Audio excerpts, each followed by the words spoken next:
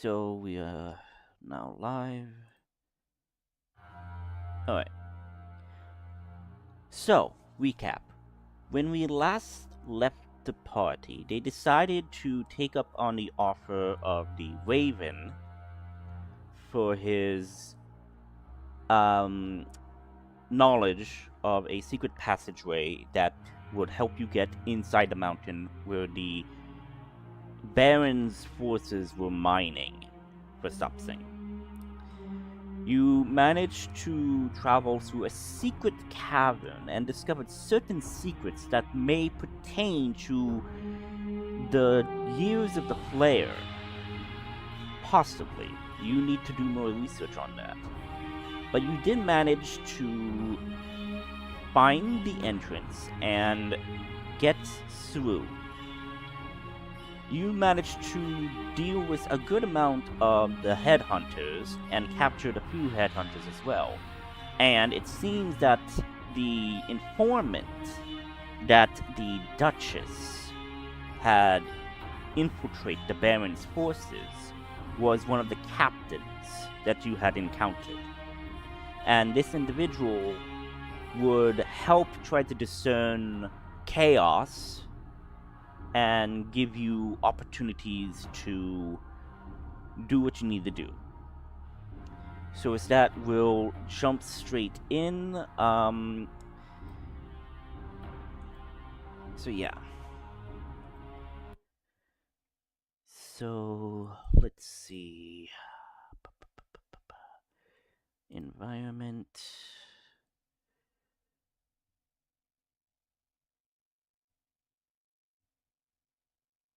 I don't have that.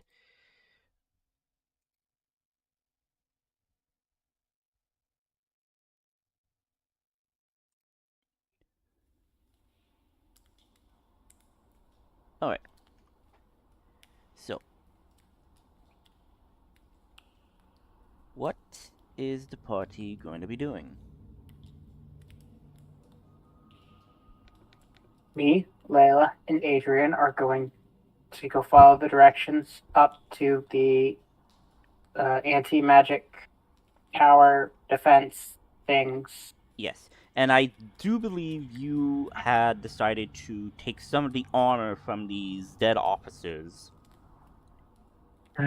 to Yes. wear to camouflage yourselves, correct? Yes. Adrian's going to be using his disguise self ability, and we're just wearing cloaks.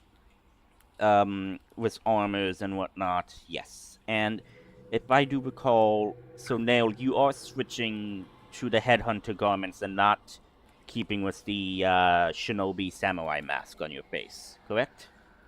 Because I don't have the mask anymore. Actually, yes, yes. The Raven did eliminate the possession that you had on from that spirit. So yes. So yeah. So we're gonna use the Theater of the Mind for this. But if we get into combat, I will drum up the map. But basically, it's pretty simple. So you guys are within this little cavern section where most of these individuals go to sleep and rest for these slaves and workers. So is this now where are you wanting to go? Because I do believe the captain did tell you where the exit to this cavern system is, so you know where to go. But you also know that the Baron is actually on site, is like within the area of the mountain. You don't know where the Baron is. You could be within the fortress itself of the camp, or deeper into the mine. You don't know. That's the general information you are given. But you are given the locations of the towers. You know how to disable the towers. So, should be quite easy. And your forces are at the ready. And I believe the signal was the alarm sounding. Correct?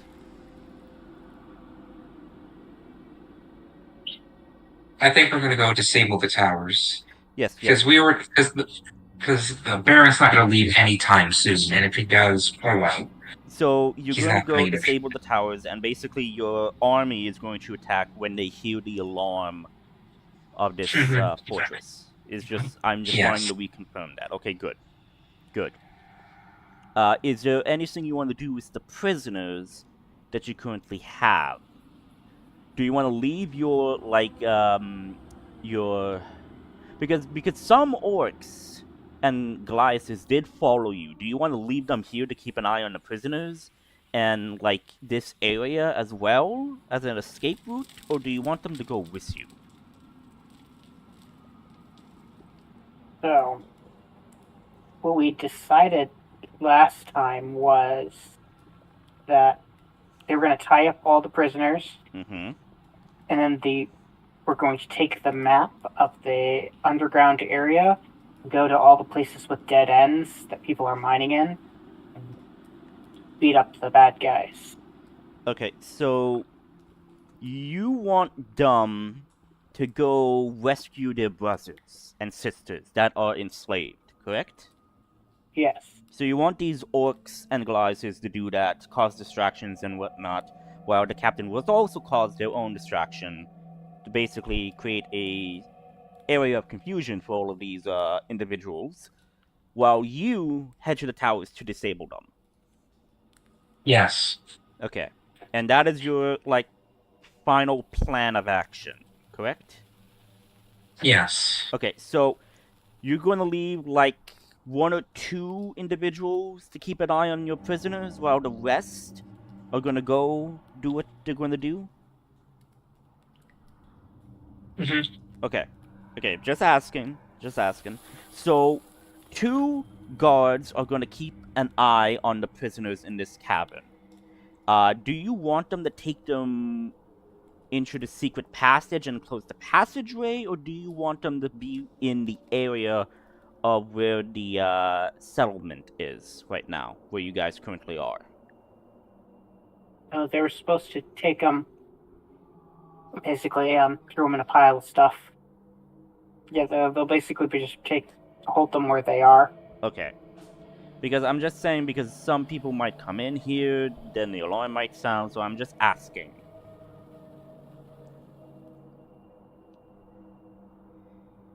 But if that is your final play and option, that is good.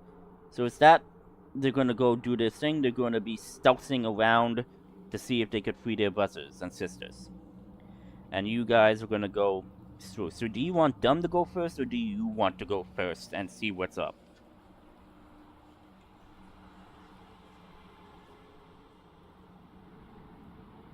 Hello? I think it was we would be basically leaving at the same time because we're going to the towers and they're going. Deeper into the mines to free their enslaved brothers and sisters. Yeah. Okay, so I would need everybody to roll a stealth check, and if you have two high stealth rolls, I would say you succeed. The reason being is because you're leaving at the same time, and these orcs are not like wearing the collars or chained and whatnot, so it's going to be a bit suspicious.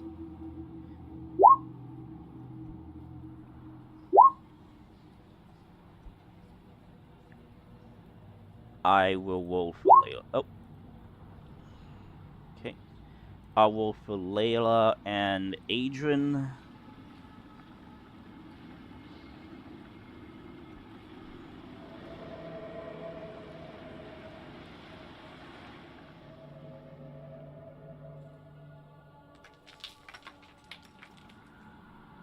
Give me 1 second to roll.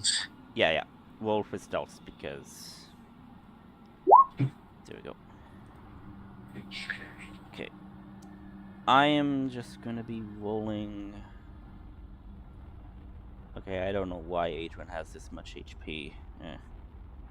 Okay. Here we go. I think it's from. Him multi-classing. See, no, wait. There was aid. It was check. Oh, wait. Okay. Just making sure. Okay. That's why his maximum's increased. Yeah. Okay, so got a 20 from Otis, got an 8 from Nail, got an 11 from Adrian, and we got a 16 from Layla. Okay, I would say with the 16 and the 20 stealth, everybody manages to not draw attention as the contingent of your orc splinter group goes and going to rescue and kill anyone who tries to stop them. So basically, I will just make rolls for myself of what's going to happen, but we'll mainly focus on you. So you guys are in this cabin now. You're walking, like you know where to go because you have the map and you were given directions by the captain. So you're walking, and you do notice that there are large caverns, and in these caverns, you see different magical ores. One that are like adamantite, one that is what's the other metal? Mithril. Adamantite mithril ore, as well as magic ore, like the stones, like red stones, blue stones, yellow stones, and whatnot. All of these are being mined. And as you are walking by, you do notice that some of these workers are like, they're ill. As in, they're not looking too good. Because apparently, they don't have like proper protection when they were mining for these materials. So the excess magical elements are like causing them to be ill. Think of it like they are contracting magic sickness of sorts. And you see that these headhunter workers and whatnot are just telling them to get back to work, whipping them and whatnot, injuring them as they are working. And you manage to get to an area that is very big with mine carts, as this is all distributing to the outside. So you now see this large fort of walls where you see the four towers, and the four towers are spread out. But you see, like, there is a large stone structure, which is kind of like a makeshift small fortress castle, where, like, the barracks and, like, where they do their business and whatnot.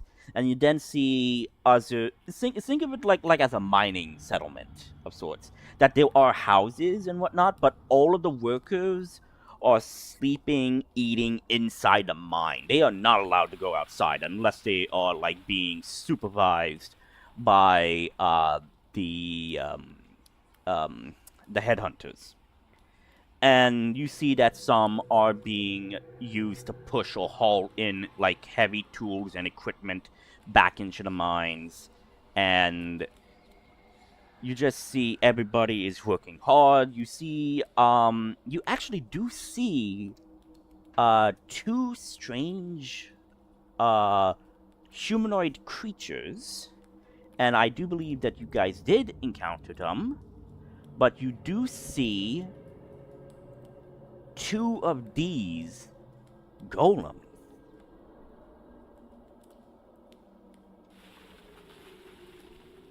And they are just standing guard at the fortress area.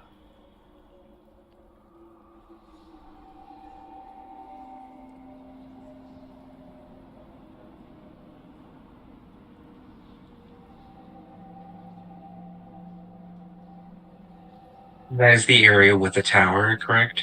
Okay, so it's not the tower, it's the fortress that they are guarding. So you know, like the castle fort? They are Yeah. guarding the entrance to that.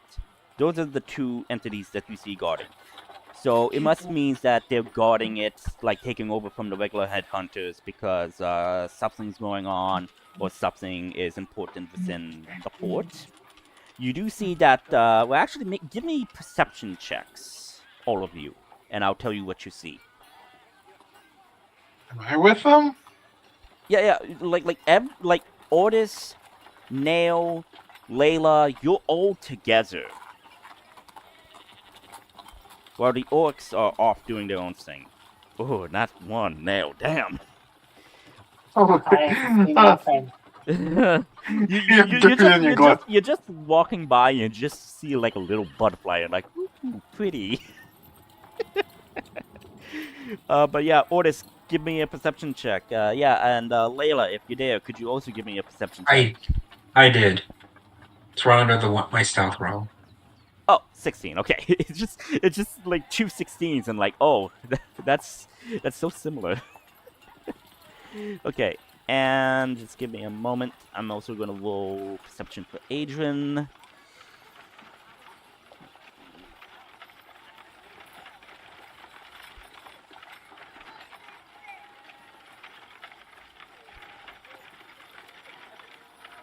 Just give me a moment. He's loading. Okay, there we go. And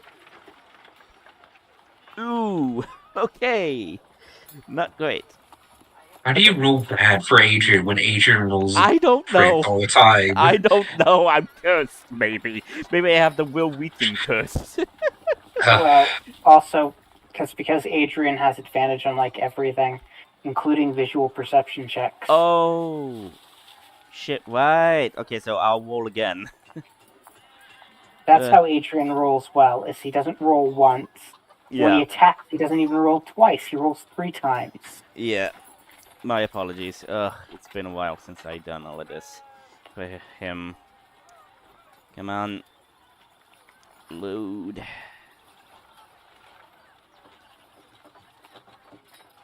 There we go. And that's a perception. Okay, that's better. 23. Okay. So, Ortis and Layla. So, Ortis, you're looking around. You do see that there are people from your clan here, as they do have the markings of your clan's mates. And you see that they are being worked to the bone. You see that think of the concentration camps from World War II. Like all of them are like brittle and whatnot. Like they're malnourished, basically. Is what you see. Like it is horrible to look at.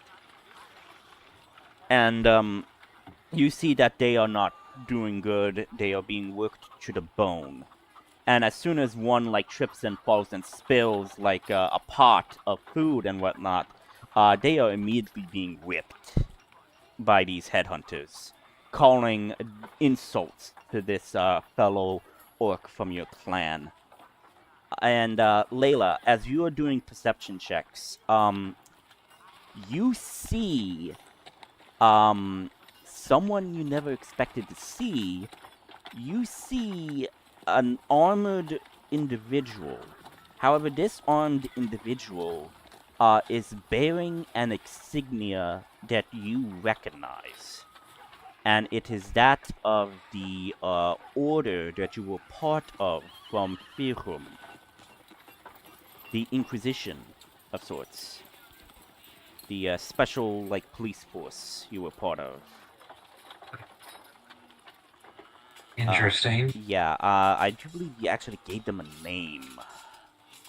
You're the one who named them, but either way, we know who they. Yeah, the AED. The shit. What was the AED stood for? I'm trying to remember. I can't remember. Yeah, I'm trying to remember. Look, we know what they're We know what they're for. Yeah, Figure that out. Yeah. But you do see their insignia on one of this individuals wearing this metal armor. That is Firhum in design. But you do see that insignia, and you do see them talking to one of the headhunters. And what Adrian sees, which he does, I think Adrian also has message, I believe. I believe he has message. I don't know. If not, he will just whisper. So what he sees is, he sees a stockpile of gunpowder that they use for their cannons that are mounted onto the wall. And they are placed next to one of the towers. It'll be an awful shame if someone was to cast Firebolt in that general direction. Indeed. But overall, You just see it's like a regular settlement of mining, except that it's militarized. So you see that there's like people like walking in order, doing shift changes and whatnot, of guard postings. But overall, that's what everybody sees right now. You have gone unnoticed, so nothing is being drawn to your attention right now.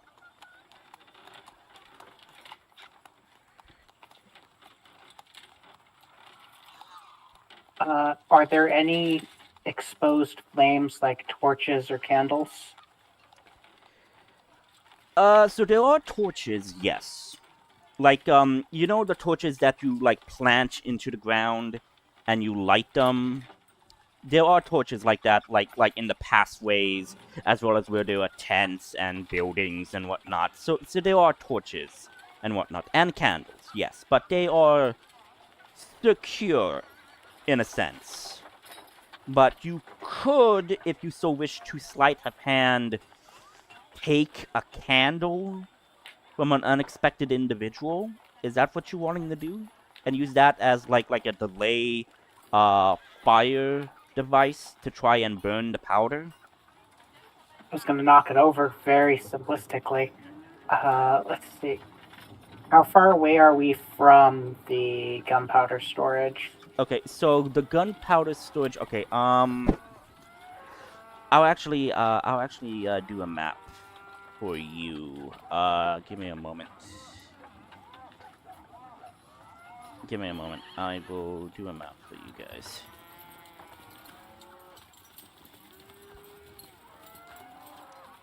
Let me head on to the... Here we go. I'll just get everybody here. Give me a moment.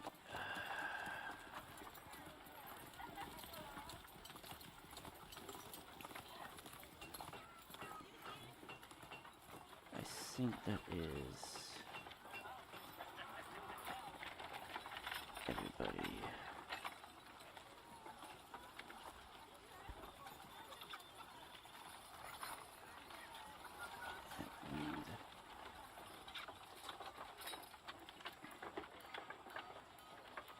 And I will just disable C4. Okay.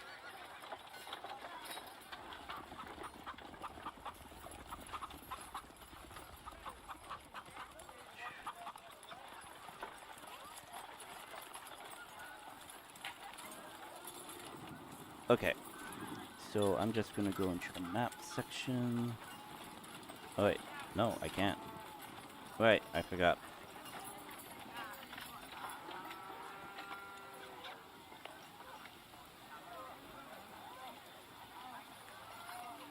What? Oh. Was that hidden? Yeah, okay. Okay. So, picture, if you will, say, rectangle, there we go. Say that this is a segment of the wall that you see right now from where you are. And picture that this is the,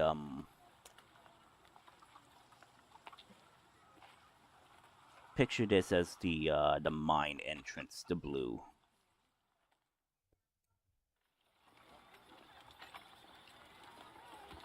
So, the towers... So there's one tower, and... Is that...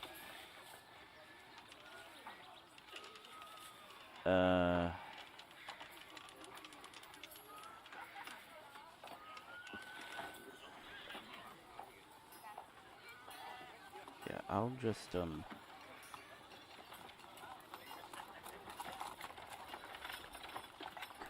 that, paste.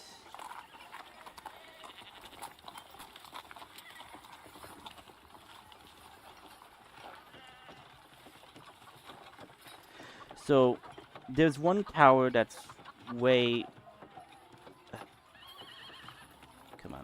There we go. It's way over here. It's because these towers, I would say, like, they're, like, about 50 feet apart or so. And you wanted to ask where the gunpowder is, so... The gunpowder storage area that they have right now is kind of like right around here. And it is temporary, and I will just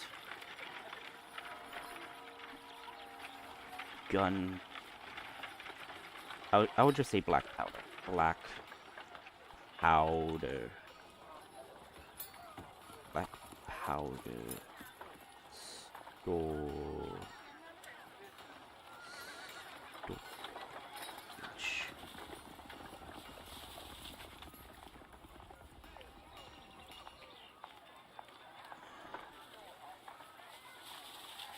Oh.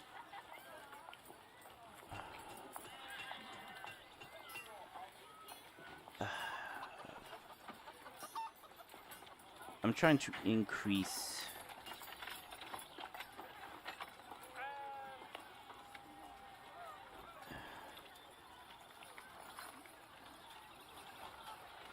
There we go.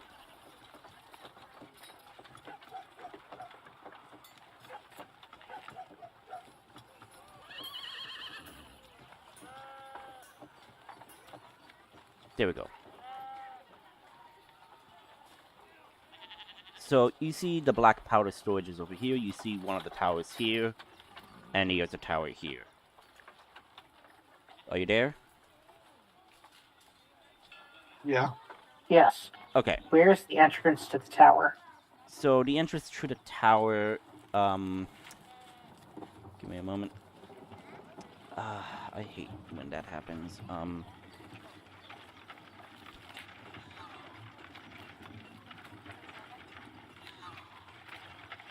Entrance to the tower is right here, and the other entrance for this tower is also here. And you said the... Okay. Trying to picture it.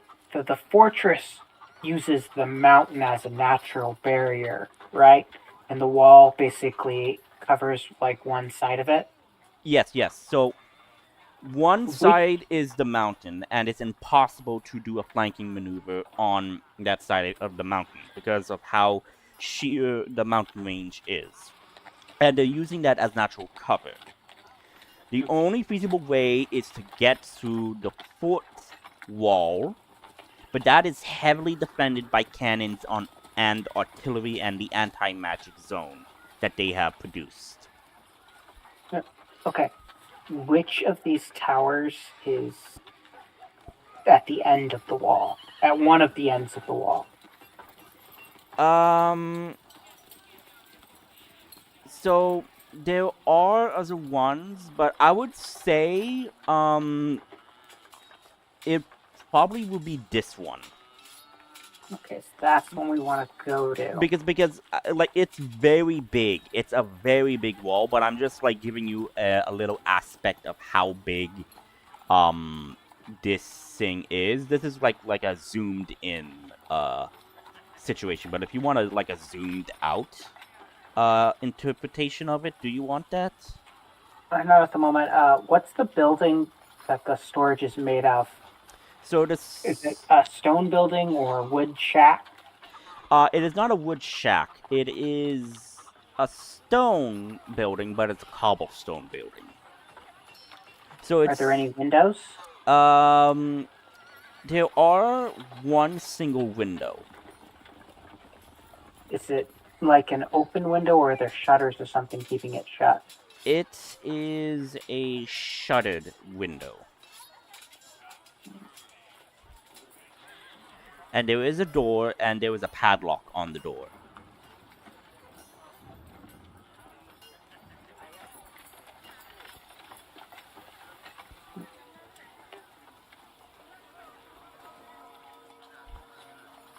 Okay. Well, can I walk within 50 feet of the shuttered window? Yeah, give me just a moment. I am just going to, get something. There we go. Are you going to take more than a minute? 'Cause I need to go pee. I'm gonna take. It's just like a minute or so. It's just like I'm just gathering tokens. Okay, go and pee. Be right back. Yeah, do what you need to do. And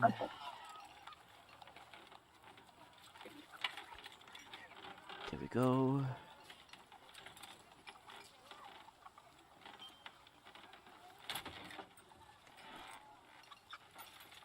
Okay, and I also needed tents, I believe.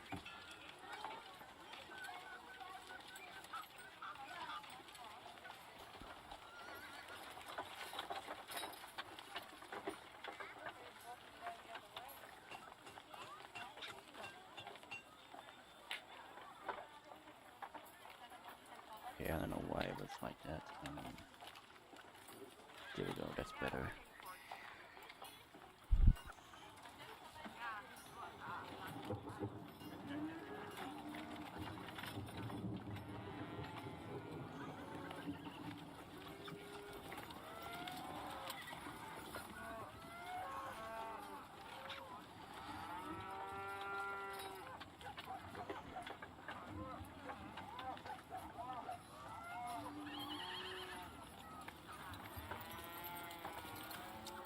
Trying to find something right now.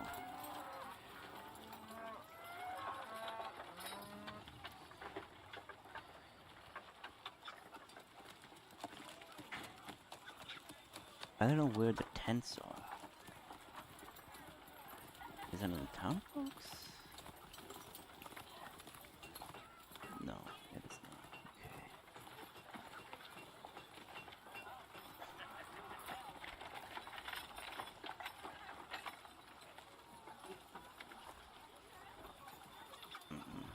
Okay. Okay. Maybe it's in... Maybe I could take some from Watchtower. Yeah, there we go.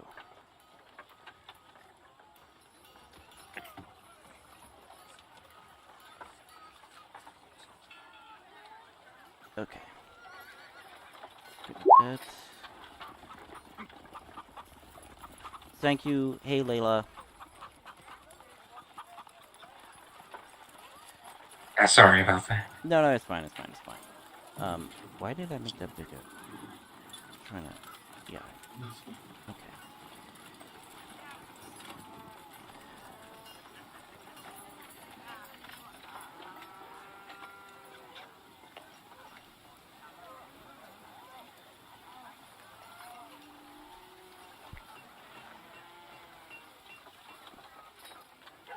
And this is just one of the entrances of the mines. There are like, I think maybe 2 or 3 major entrances that they use to just facilitate all of this. And it's like all within this.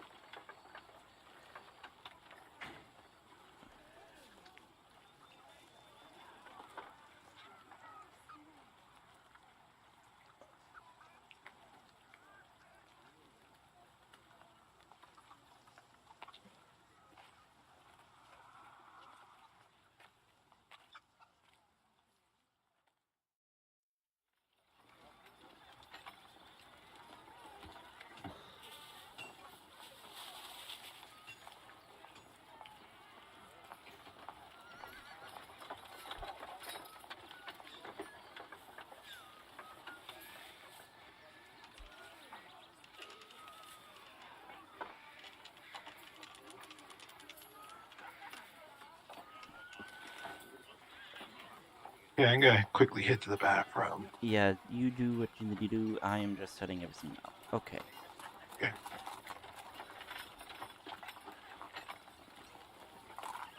Headhunter, I think I have a very convoluted plan. Mage Captain. There we go. Layla, do you want to hear my convoluted plan? Yes. So, if the shutters aren't like bolted shut or something, I'm going to use Mhm. my mage hand to mage hand a torch into the shack and use my manifest mind to basically be the source of the mage hand while we walk away for a minute. The mage hand fails, the lit torch falls into the shack, and boom. I like this plan. If it fails, I have plan B. Well, I mean, there's only one way it fails, and that way I can still do something, maybe. I mean, I could just. Actually, I don't really need the mage hand. I'm just gonna mage hand up there to see if things open and put my manifest mind inside there, and I'll just use prestidigitation to light the place on fire. Directly. Whenever we want to. I don't have to wait a minute. It's an even more convoluted version of the convoluted plan. Or is it less? Forget that prestidigitation can do that. They can. I know it can snuff flames, but I forget they can actually lit them as well. And light them. Also, Druid. No, I can't use Druidcraft. So, do you like the fact that.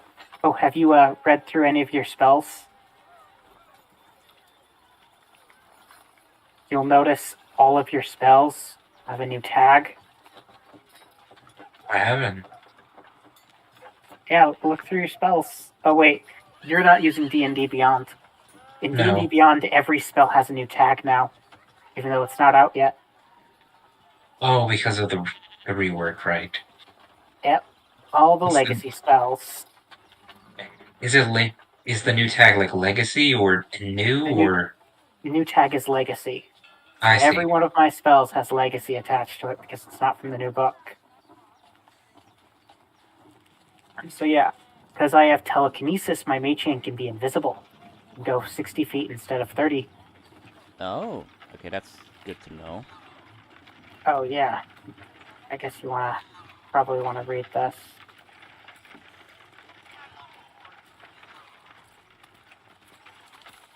Yeah, telekinetic. You learn to move things with your mind, increase your intelligence. Right, this is a feat. You learn Mage Hand. You can cast it without a verbal or somatic components, and you can make the spectral hand invisible. If you already know this spell, its range increases by 30 feet when you cast it. Its spellcasting ability. You can try to telekinetically shove one creature you could see within 30 feet of you. While you do so, the target must succeed on a strength saving throw or be moved 5 feet towards you or away from you. Okay, good to know. Yes, so I will cast, because I already know Mage Hand because I'm a wizard and grabbed Mage Hand, so I can cast an invisible Mage Hand without semantic or verbal components and have it float 60 feet away from me. So I'm going to have it open up, see if the shutter thingy opens. Okay. And then I'm going to try to pop my manifest mind inside. Okay. And then when I'm 300 feet away from it, I will blow up the building.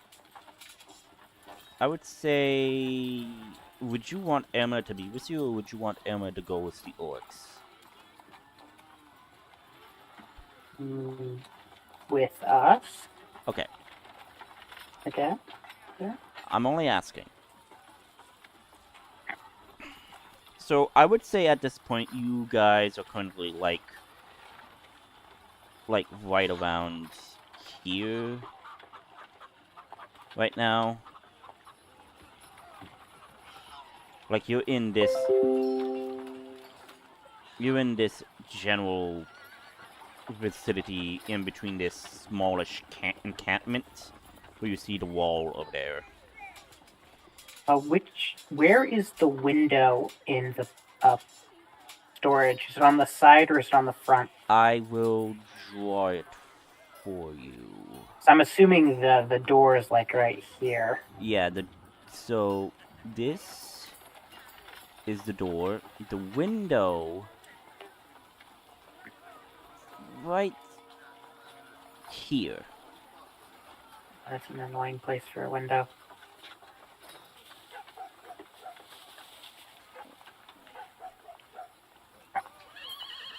And the guy is just like, this guy is kind of like sitting in the chair, whatnot.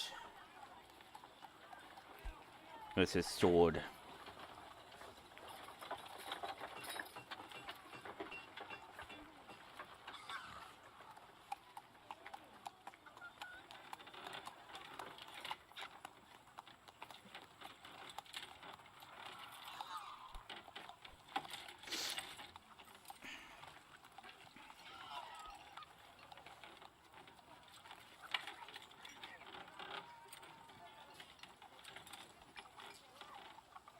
So, is everybody back, or... We're waiting on Ortis, who went to the bathroom Yeah, I'm for here. an unknown reason.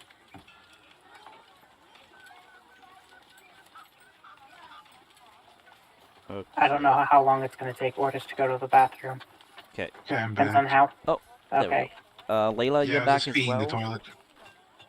Yes. Okay, so everybody's here. Okay, so... What is gonna be your plan here, guys? You think we should cause a ruckus to try to gather as many of the knights to the black powder storage, that way when we blow it up. It would take a good amount of people. That is a solid plan. I I'm have assuming illusion. it getting Cat on fire will attract a bunch of people to try to put it out.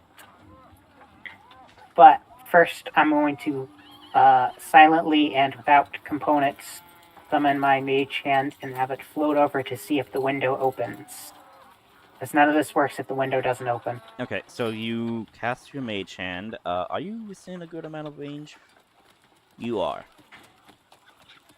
You are, okay. So you cast mage hand. You do what you need to do. And, okay, you're trying to pull it open? Pull, push, whatever way the shutter opens. Okay. You do see it slightly being open with a pull. So the shutter's open. Yes, they are able to open, but when you open them, you see that there is glass. I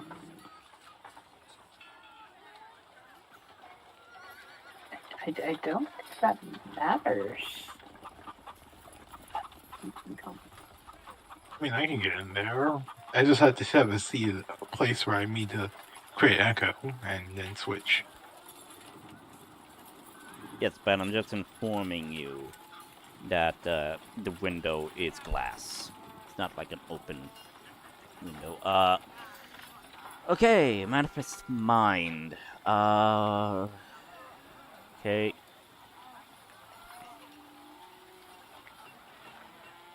I mean, I highly doubt there's going to be someone in the building with a padlock on the outside of the door. That would just be annoying.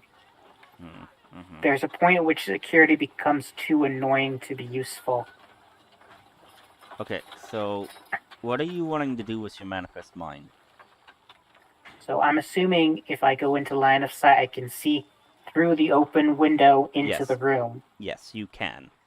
Yeah, You do so see crates and barrels of black powder. Okay. And you see the symbol of one of the headhunters, which was the gunsmith guy, the artillery guy. You see his symbol on it. Okay. I'm gonna manifest mine in the building, which is 60 feet away. Alright. You do that. Ooh. It's inside. Is there anyone inside the building? Make a perception check. It's dim lit, because again, you can't have any active light sources in here. Oh, my manifest mind sees in the dark. It has dark vision. Yes, I read that. So you do need to. Okay. Not very good. It's dusty with black powder soot, but you don't make out any humanoid silhouette inside the building. And it's padlocked, so they wouldn't just outright lock themselves in from the outside. So it's entirely impossible for someone to be inside unless, this Okay. reason. The manifest mind is going to find a tiny space it can cram itself in and hide. It's not going to be very good at hiding because it glows, but it's going to try to remain hidden. Okay. Okay. You totally Shall do we- that. So we proceed to the tower. Which one? This one, the one closest to the end. Okay. Well, to one of the ends of the wall. We So- want to work our way Yeah. towards So- the so- other end. So hitting as many this one towers. is kind of like in the middle-ish, and then you have like another one that will be another 50 feet away, where the gate is, the main gate, which is very large and well defended, and then so forth. This wall is very long, mind you. But yeah. So you're going into the one on the right side, correct? Yes, so then we can sweep across several of them. So right here, basically, you're going to this one, right? Yep. Okay. And as long as I remain within 300 feet, I will be able to detonate the black powder room whenever we want to. Okay. So is everybody going there, or is people gonna stay behind and do something? Like, what's the Well- game plan? Only 3 of us are in disguises that could walk through the front door. Emma is disguised somewhat, but this disguise is pulling off. Nobody will be. Emra and Ortis are kinda disguised, but getting within a couple of feet of somebody's is gonna be pretty obvious they're not who they claim they are. Exactly. So Yeah. you This do can want- cause some distraction. Yep. If necessary. But we want to prevent as much of a distraction for as long as possible. So I guess it'll be just us 3 going up into the tower. Okay, so Nail, Layla, and Adrian.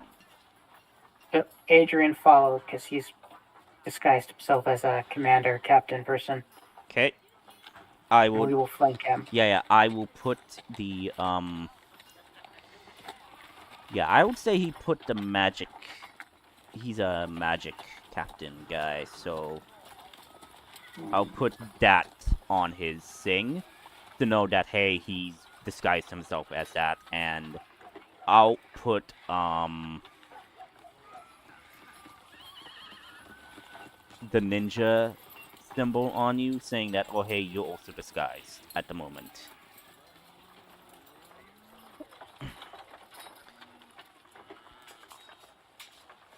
There we go. But yeah, so you go up to these grunts, they look you up and down, and they say, what business do you want here? I'm gonna go with Adrian says surprise inspection. Okay, Because he so was once a member of the military and he knows how that works. okay, so you want Adrian to say surprise inspection. Yes. Okay. The easiest way to get people to Okay. let you into a secure place is to say you're Okay. there to inspect it. Okay, so surprise inspection, but what do you want him to inspect? Do you just want him to say People. surprise inspection, or you want him to say something else as well? They ask what our business is. Our business is a surprise inspection. Okay. We are inspecting the anti-magic tower. Okay. I would say this is with advantage. Give me a moment. I am pulling up his character sheet. Would this be persuasion or deception? It would be deception because you guys are deceiving them. And shit. Wait, I would forgot I don't have the thingamajig.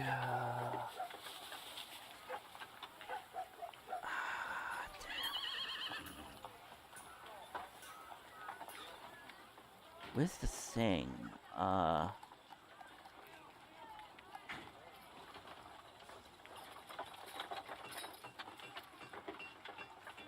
I'm trying to find...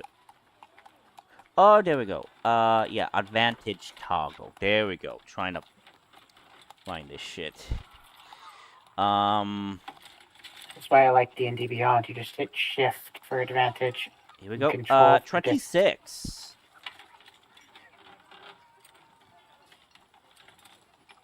So Adrian says this with this commanding tone, saying that we are here for a surprise inspection for the anti-magic zone. And one of the grunts says, "Well, sir, you were not expecting what, Sergeant? A surprise inspection? That's the point, That's ain't what it?" they call it a surprise. It says, "Yes, sir. Apologies. Go right through. We have some watchmen up at the top and at the center base." Gives him a salute. Have a nice day, sir. And you guys go inside.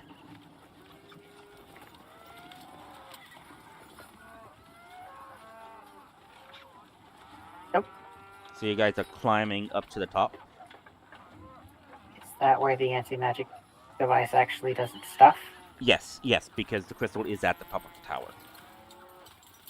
Then yeah, to the top.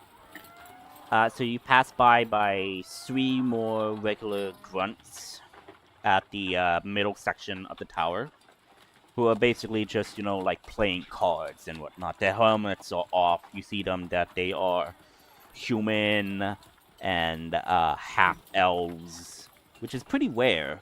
And you see one of these individuals is bearing an insignia for Firhum military.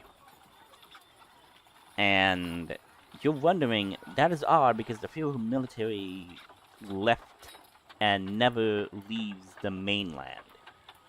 So that's a bit odd that you pick up on. But you do make your way all the way to the top, and you see that there are 2 individuals. A magic guy and a regular grunt at the top. And let me just pull up the watchtower of how I did that. Yeah, okay, it was a circle.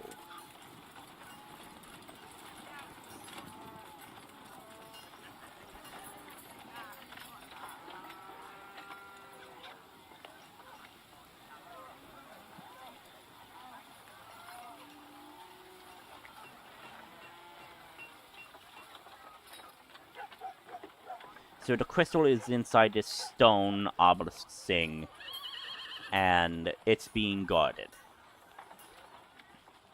You see that the mage is there, standing near it. You see the grunt that's at the wall right now, overlooking.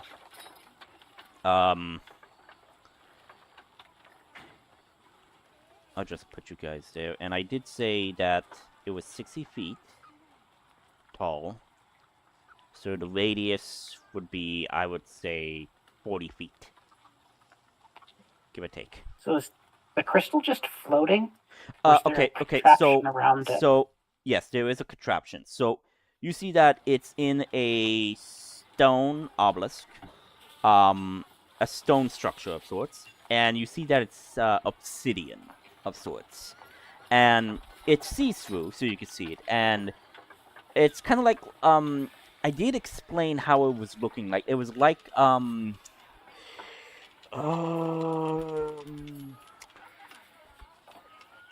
lighthouse. It was like a lighthouse light. Like, you have, like, a big thing, and inside is the, like, light itself, or the, candle light that old people... Oh, not old people, but the, ancient lighthouses did with a candle and whatnot. It's kind of like that.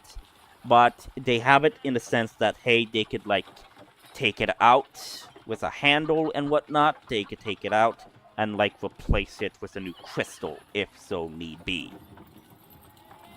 But you see it is powering it.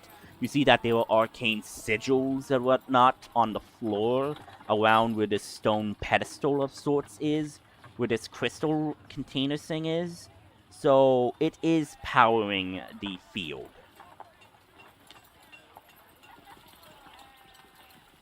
Do you want to make an Arcana check? Okay. Well, I mean, I'm just like you ask like where it is and like what it is, and I'm saying like it's basically like in a lantern, this crystal, but it's made out of like a special stone and obsidian mixture, and it's basically containing the crystal so it doesn't leak its contaminated air or area of effect to people, so it doesn't like create contact. And it's within the socket of this pedestal, and basically if it ever runs out of power, they could just take it out and replace it with a new crystal. are there new crystals up there already, or are they? No. Do they have to be delivered? They what you could tell is there were no other crystals, so apparently it is delivered. They would just need to put in a request. Delivered as needed. Okay. Trying to concoct a plan to get them to remove the crystal. Yeah. Also, me. there was like runes and whatnot around this pedestal that is glowing in a slow pulse, like a heartbeat of sorts. It's not erratic. It's just like a calm heartbeat, like boom. It glows and pulses, boom, as in it's powered right now. It's active. So, unless there's a mechanism that basically seals the anti-magic field away, we're going to need to convince them to pop the crystal out. I mean, that is doable. The inspection to see if they know what they're doing to order them to pop the crystal out. Could work. And then we If can not- put a magic handcuff on the magic guy and say, hey, scream and die. Mhm. If all goes wrong, shatter on the crystal. Okay. So yeah, we're gonna tell the magic guy that we're here for a surprise inspection. I'm gonna pull out a piece of paper, and my magic will start noting things down. Okay. So they kind of like look and like, yes. Well, as you could see, everything is working perfectly. The crystal was replaced a week ago, so we're still good in the sense of its field and magic working. There is no report of any suspicious activities beyond the wall. Everything within the tower is ship-shape. I'm pretty sure those 3 knuckleheads are downstairs, somewhat on duty, or they're playing cards again. Ugh. Honestly, it's hard to get good help these days. We need you to demonstrate your familiarity with the equipment. What do you mean? You mean you want us to remove the crystal and show you how we put it in and how we remove it? Yes. We can't have people who are supposed to know what they're doing fumble and fail when it actually needs to be done and nobody's watching. That's how accidents happen. That's how people become mutated monsters. Okay, give me either a persuasion or deception check with advantage, because you are an expert in magic and arcana, so you do know the importance of, like, how things should be working and whatnot. 19, okay. So with that, it says, yes, as you say, sir. And he goes and, like, you see him twist the handle to this lantern container. And Which as has he... the highest dex? What? This is a little metagamey. Which of us has the highest decks that are here? Adrian. What is it? Adrian, It's Adrian. would have the highest dex By a mile. by a mile. Yeah, mine's only a +1. Yeah, actually, let me check. His dexterity is 14. That's still better than my +1. Still yeah, better. Yeah, Well- because his charisma is like 20. Because he's a warlock. It makes sense. But, yeah. But he would Okay. have the highest, in a sense. But, yeah, so he goes, he twists it, and you see that, the wounds start to, like, fade with the glow. And you see him, and you see the contraction kind of, like, open up and, like, release its, grip on this, lantern, construct. And you see him pull it out. And he says, so what we would basically need to do is we would need to remove the old one, the old crystal, and dispose of it. And then replace it with a new one. Basically, when we see the runes glow in a certain pattern, we know it is working. If it glows in a erratic pattern, it means there is a malfunction, and we would need to correct it. Okay. And it says, do you want to see how we properly put it in and check if there's any, like, issue with it, sir?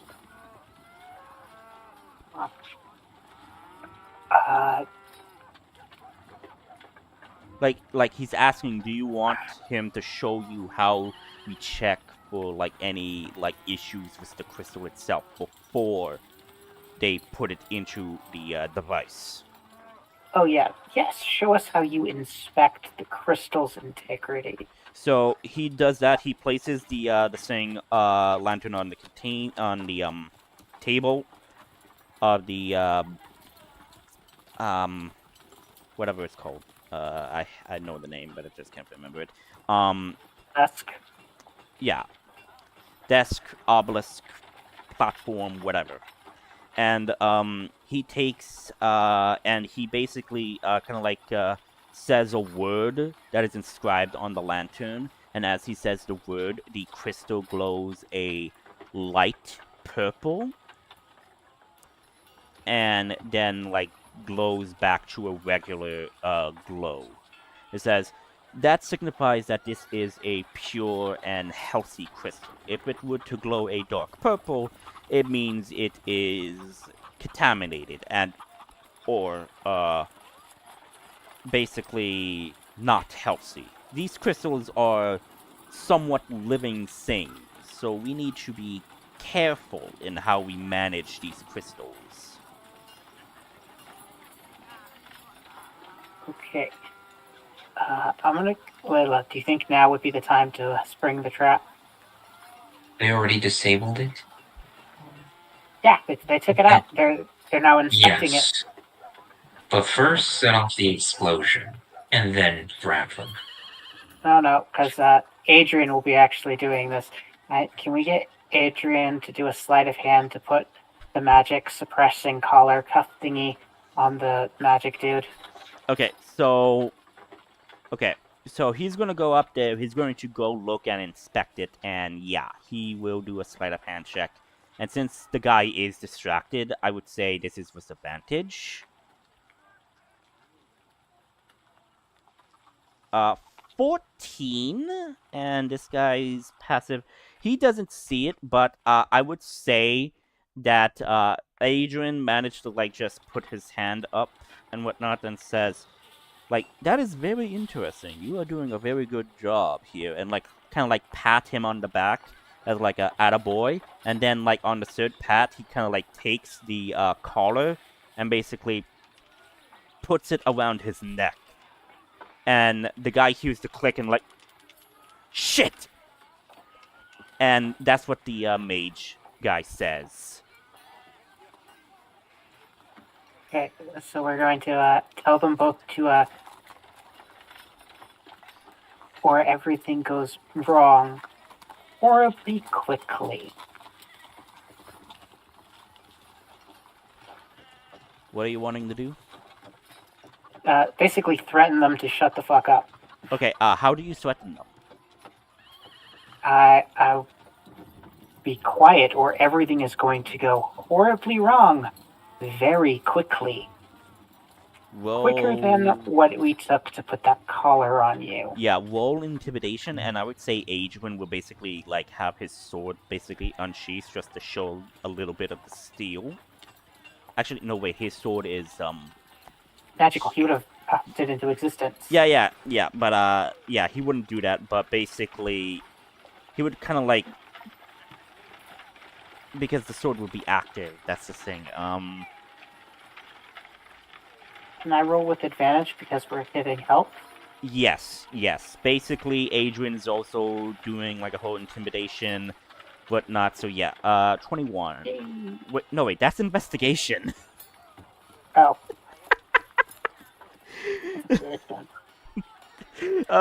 21, still, nice. So the guy kind of, like Much looks better. behind and sees the grunt guy, and, like, the grunt guy says, like, what's going on there? Is everything good? And, like, he kind of, like, the mage says, everything's good, everything's fine. I just said shit because, I kind of, like, forgot to, clean my, my tent up, and I just remembered that I don't have any clean clothes right now. It says, oh, too bad for you, I guess. I don't know, mages or stock mages was supposed to be better than us. Huh. Go figure.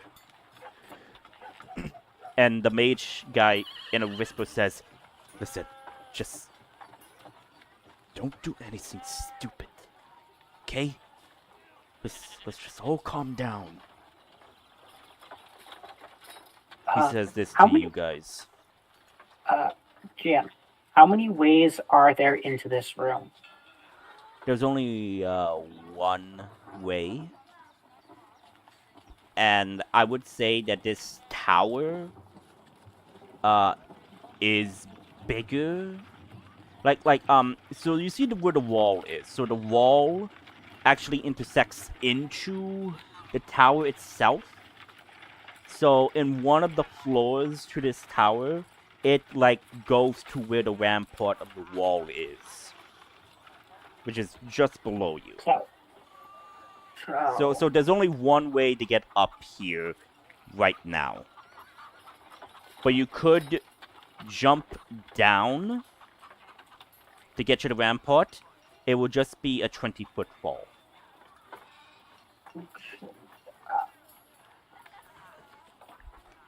Or is it? Yeah, I would say maybe 10 foot. Like, I don't know. It's not that tall, but it's tall. That it would take at least one, maybe two people to climb up it. Okay.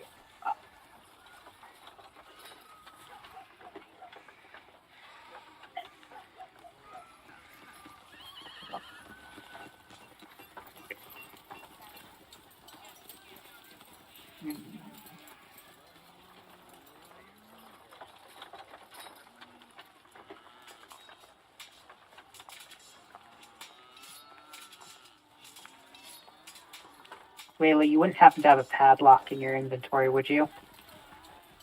Padlock? Or the spell Arcane Lock? No. Let's see, I have crowbar, I have rope. What do you specifically need? What are you planning to do? Okay, so my plan is to have both these guys go downstairs, join the card game. Us remove the crystal.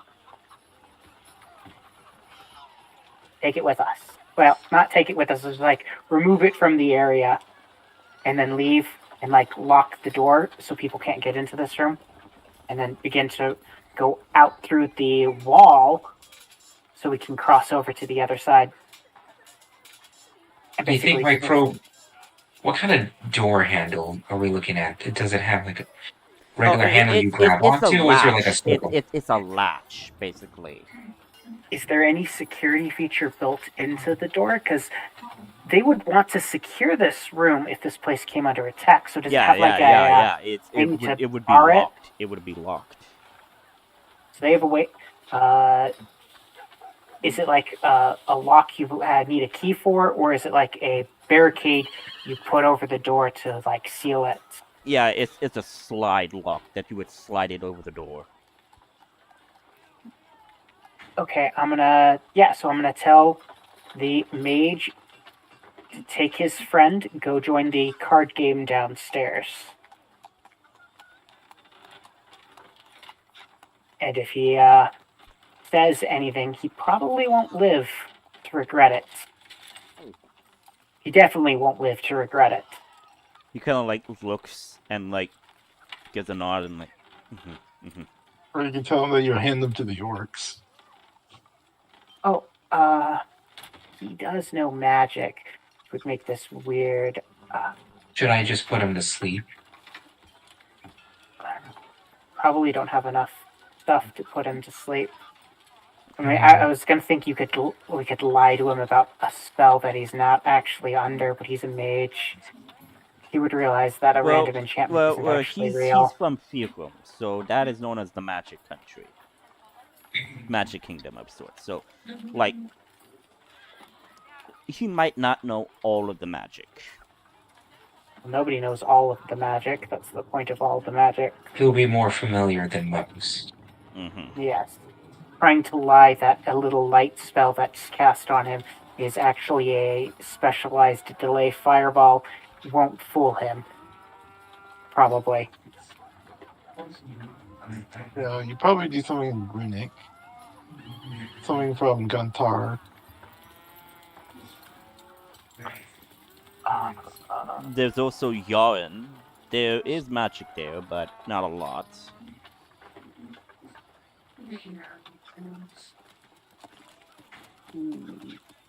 Yeah, I don't have much. I can't. I can dominate person if I wanted to, but he might succeed. Okay, yeah. So yeah, we'll just tell him, don't say a word about this, or he'll die horribly painfully. Is there any like cupboards or something in this room? Why do we need to send him down? We can just keep him up here. Would he be able to unlock the door from the inside?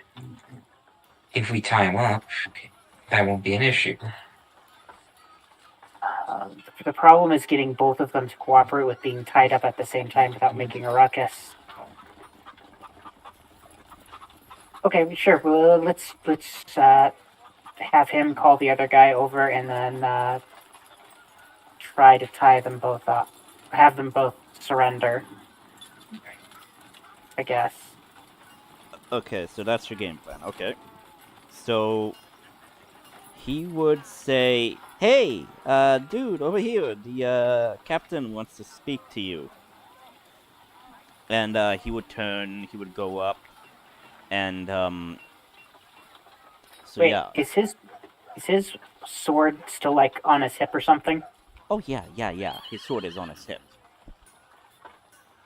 I'm gonna, when he finally approaches here, can I use Mage Hand to grab his sword out from the sheath and float it away from him? To disarm him? How much weight can your mage hand carry? 10 pounds. It can carry a weapon. So yeah, it could totally carry his longsword. So, yeah, I'm gonna Mage Hand his longsword away from him. Okay. So is your mage hand floating with the sword in its hand, or does it just drop it?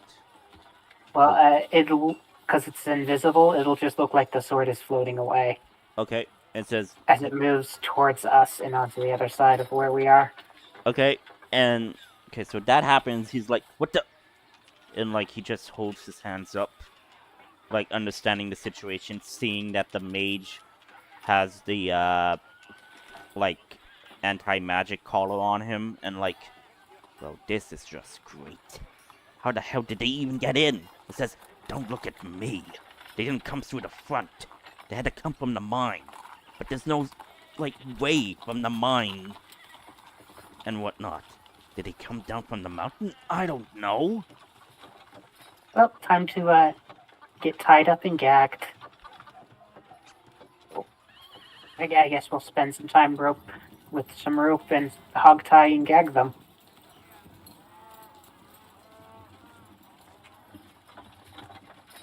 Are there any chairs in this room? No. Actually, Well, there is a desk, but you know what? Yeah.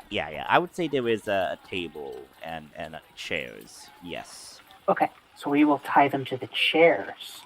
It'll be a bit more comfortable than hog tied onto the floor. So we tie them to the chairs, disarm them of all their weapons, and how many floors did this tower have? I would say bottom floor, mid floor, rampart floor that allows them access between the buildings, and then there's the top floor. So I would say about 4 floors. Give or take.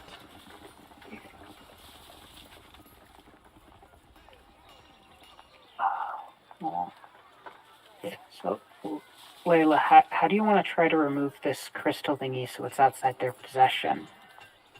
Because I don't want to just, throw it outside, as it probably will break. That'll make a lot of noise. We don't want it in this room, because if they come, they'll eventually break down the door, and we don't want it to be able to be turned back on. Was just gonna destroy it. But that would make a lot of noise too, probably. Do we have any empty bag of holding?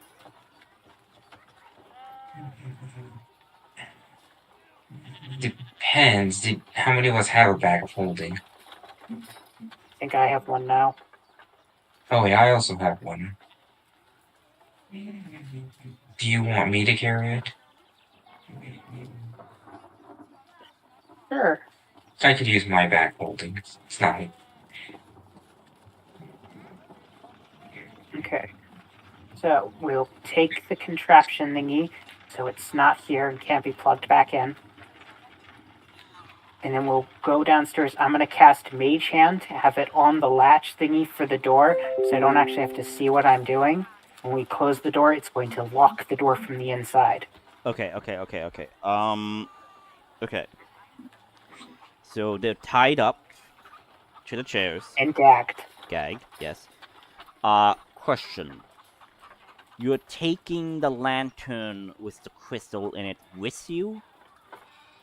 Yes, so they can't break down the door and put it back in. Copy that. Okay. Who's holding the crystal lantern? I lifting it with Mage Hand.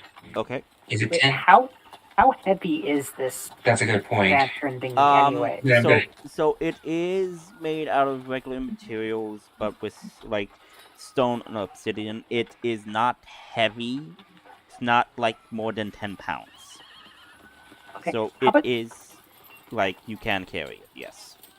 How about I just use my mage hand and gently float it down onto the ground on the outside of the tower. Like, doop. Yeah, I don't think we've ever gotten a proper description of how big this thing is. The lantern? Would it be the size of a lantern? Yeah, like the size of a regular lantern, but it's very customized to contain It's very the crystal. decorative. Not decorative. It's it's carved and it's crafted to contain the Mazurite crystal, basically, to contain its magic. Were there any? I'm assuming there were windows at the top of the tower in the lantern room, to the outside, or was that just the roof? It's open. It's open area. There's no glass or whatnot. It's an open tower. Do we see any patrols on the outside of the wall? You do? Walking on the ground underground in front of the fort? No. All of the patrols is happening around the wall right now.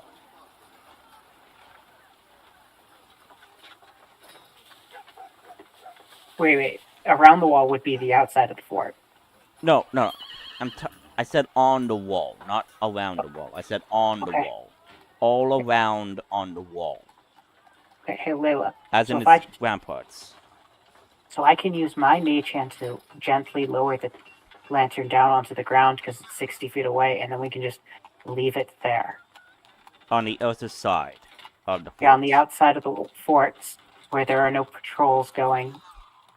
Because the lantern does it glow brightly or No, is it just, no. It returns to like a dim purple glow. yeah, and it's like, But it's not like it doesn't shine light. What the guy did was basically to check the purity of the crystal. If it's light purple, it means the purity is good. If it's dark purple, the purity is bad. yeah, so I can just use my invisible mage hand to set it on the ground. And that should be out of reach for most people for a little bit. Think that plan works? And that way we don't have to corrupt your bag of holding. Alright then. So yeah, I'll just mage hand the lantern, however it's meant to be carried, and gently set it on the ground outside this wall.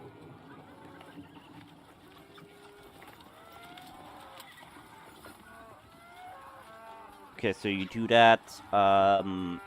You're doing this stealthily, right? Well, I mean, as stealthy as a person standing at the top of a tower while magic does magic stuff. I don't know how stealthily you can. I'm saying you're gonna be doing that while like avoiding line of sight, so they don't see this floating lantern thing, right? Yeah, as much as possible.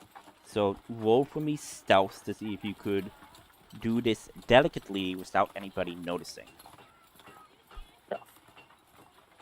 I would say yes. With a 16, you managed to do it, and you managed to plop it ever so carefully onto the ground. Okay, and then we leave the room with the whole mage hand trick on the thing that locks the door, so I don't actually have to see what I'm doing to lock it. Okay. So, shall we go across the top of the wall to perform the next inspection? Sure. Oh, wait. Do we see this man? So He is currently just overlooking the wall and overlooking the troops who are manning the guns and like artillery. The cannons and artillery. concerned of having our fake captain meet a real captain. Okay, we will go the long way down, out, and around, I guess. Mm-hmm. To avoid close quarters with actual people. Okay, you could totally do that. You do that. There's no trouble. You get out. There's no issue. And you guys gonna make your way over here. Mm-hmm. Okay. I would say when you get right around here, you hear someone shouting from the mine and saying that some servants got loose. We need backup in here. It says, and some of the people saying like, how many? A room or two? Don't sound the alarm, but I think we can handle it without drawing attention. Get my troops ready. Move now. As you see, like a can't speak today. A contingent of mages and whatnot make their way into the mine, and they are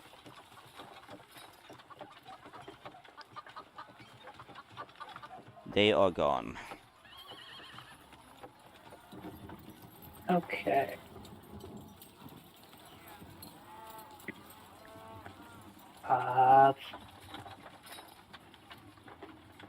Let's keep going. Keep I mean- going with a more pep in our step.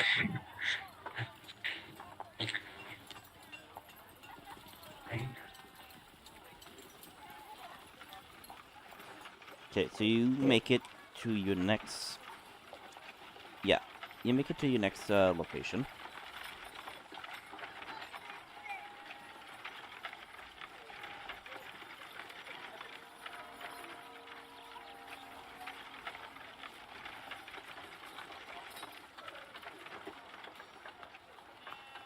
We do the same thing as before. We go up to them, surprise inspection.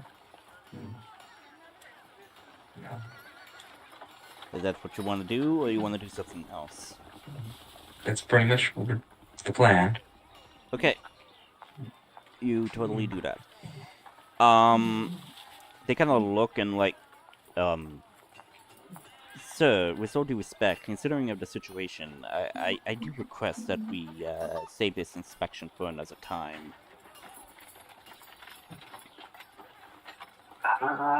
Adrian's going to say something along the lines of,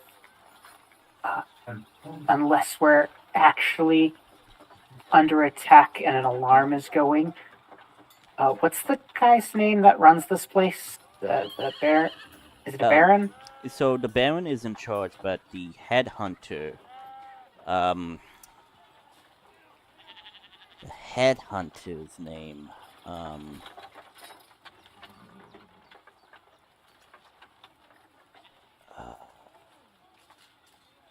shit, I didn't have. Well, we don't actually need to know the name.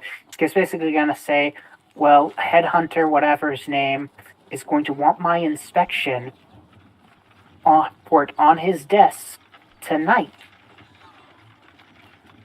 And if he doesn't get it, heads are going to roll. And a minor disturbance with the... does Adrian know?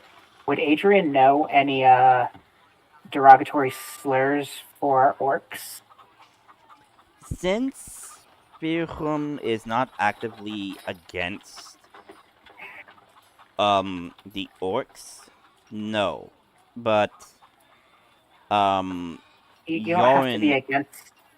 But the Yaren people would know, mainly the soldiers. But he can know a bit of the slurs since he has been traveling a lot within the ports and whatnot. So he would know.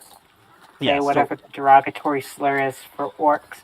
Even if a couple of the green skins are getting uppity, that isn't an excuse to slack about.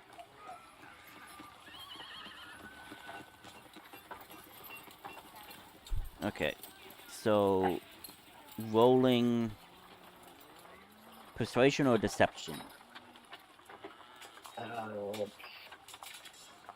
I mean, in the military, yeah, a minor thing does not stop things from happening. So that would be persuasion, I guess. Persuasion, deception, intimidation. Like I'm asking.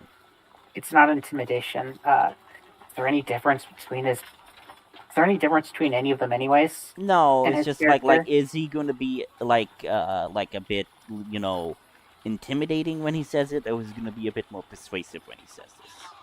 A bit more persuasive, because that is actually how militaries operate. 25. So they kind of like look at each other and like give a nod and basically move past and allow you all to go up. And same gimmick. How many of those anti-magic cuffs do we actually have? I don't know how much you brought, so don't ask me. It would be in Adrian's inventory. Hopefully. I know we had the one. That's the only one I knew about. I have 2 anti-magic collars on me.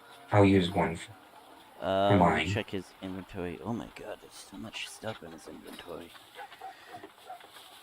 I can use the one He has 12 of the collars in his Okay, inventory. so the number does not really matter. Okay, I guess we can do effectively the exact same routine again. Okay. 'Cause that would probably be the most effective thing, is the thing we've already done.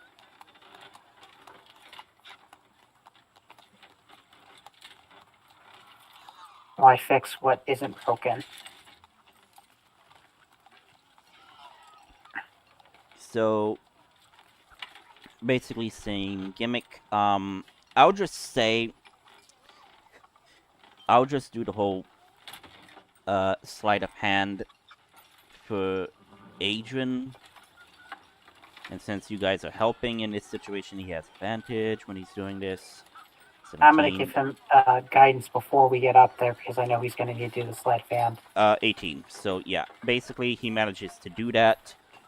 And it's like, but this guy, like, he doesn't, like, be quiet, like, over here! Over here!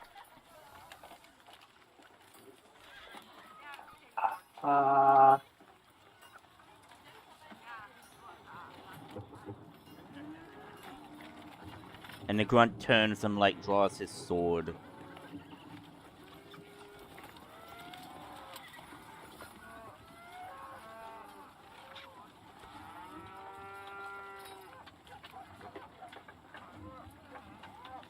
Right. The grunt, I'm gonna cast Dominate Person on. Okay.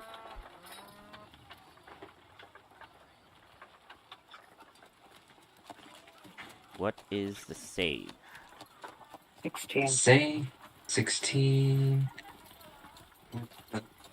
What? I think it's. I was thinking it's a will save, right? Yeah, it's a wisdom save. Okay. Oh! Why? This game.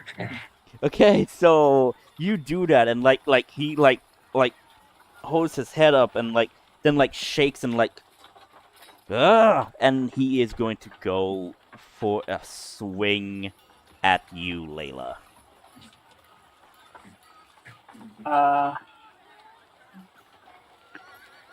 Can I try something before he gets his swing off? Sure. Hold monster. He is a person, not Person. a monster. Hold monster is a creature. It just says hold monster. You know what? Here, give me a second. I'll show you the spell. Hold person is the weaker form of this. Is just an upgraded form of hold. Okay, no. Thank you for that, because I thought hold person will only work on a humanoid, and hold monster is okay. So it's the upgraded Any version. creature. Yeah, okay. Thank you for that. Okay. So he needs to make a wisdom save again. Yeah, and the save is 15. 5. He goes and and Layla, you're about to brace yourself and whatnot. You open your eyes. The blade is literally inches away from your body.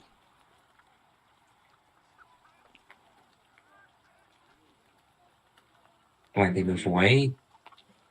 How about it is Adrian's temper? What? Adrian, he does have kind of a temper on him. Yeah. How bad is it, would you say?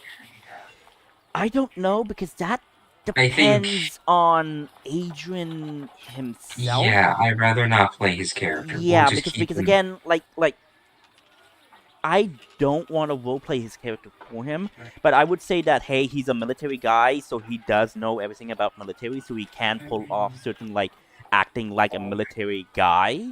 That I'm okay with doing, but in the sense of, his character personality, does he have a temper, does he have something else, I don't exactly want to do that. But if you so wish, I know how He Ortis would could- act. He would kill the guy. I mean, Ortis would kill everyone.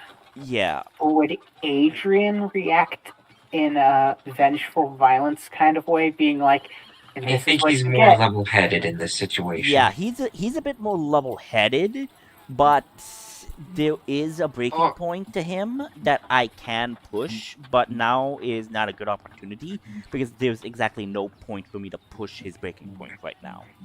Okay. Also, it's hard to say. He might kill everyone, or you make them wish that he killed them. Yeah, I was just being a creature held by held monster gets automatic critted with melee attacks. The coup de grace and killing the regular soldier while going to the magic guy being, and this is why you shouldn't have done that. As he stabs his sword through the other guy's face. I mean, that's what I would see Ortis doing. I Just would like- say, if you so wish, But I don't know if Adrian would act like that. yeah. Just walk up to a helpless victim and take his sword and stab it through his throat. Yeah, I don't while know. staring probably at knock him someone out. else. I would say Adrian would take the sword and just like use the blunt side of the sword, hit him with it. Yeah. Yeah. We're gonna tie. Well, Tie wait. him up anyway. What is the magic guy doing in response to his other guy being completely incapacitated? So the guy is like, oh shit, and as soon as he was going to do something, I would say Adrian is just like right in front of him before he's like about to say another word, and all he does is like put a finger up to where his mouth is, and just like does the whole like quiet, and like he kind of like just like does a nod. Okay, so yeah, I'm gonna take the sword out of the one guy's hand and tie him up because hold monster does not prevent you from being moved. So yeah, I'm gonna move him onto a chair and tie him up and do the whole hog tie routine in 1 minute. You gotta do it quickly.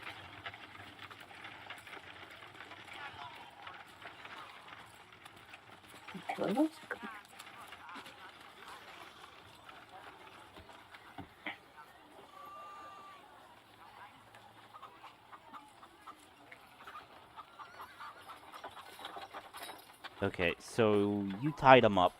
Yep. And since Yeah. you did see how it is done, the way to disarm the thing, Yeah, we're just gonna do it ourselves. yeah. So give me a moment. Trying to find I mean, technically, if we did the same song and dance exactly as we did before, they had disarmed it for us, but oh, right, sorry. Forgot that part. Oh my god. But yeah, you have it. And you're going to do the same gimmick again. yeah, Mage gently hand lowering it. it, You want me to? and place it on the other side of the wall. Yes, you want me to do another stealth check? Yes, because again, you're trying to do this stealthily without drawing attention. Ooh. And I'm gonna guidance myself. 10. Okay. Okay. Now that we've gotten 2 of them, shall we take the wall this time around? And Okay, so make with at the this boom boom? point, so you're doing that. There's a guy that sees it, but as he goes, like he says like what, and like kind of like shakes his head and looks, and like he doesn't see it again. Okay. So, Layla, Mm-hmm. do you want? So we're gonna the next one over this way, is that the one connected to the large gate? or on the side of the gate, or are there more between us and the gate? Because we're basically moving from the outer wall towards the gate section, right?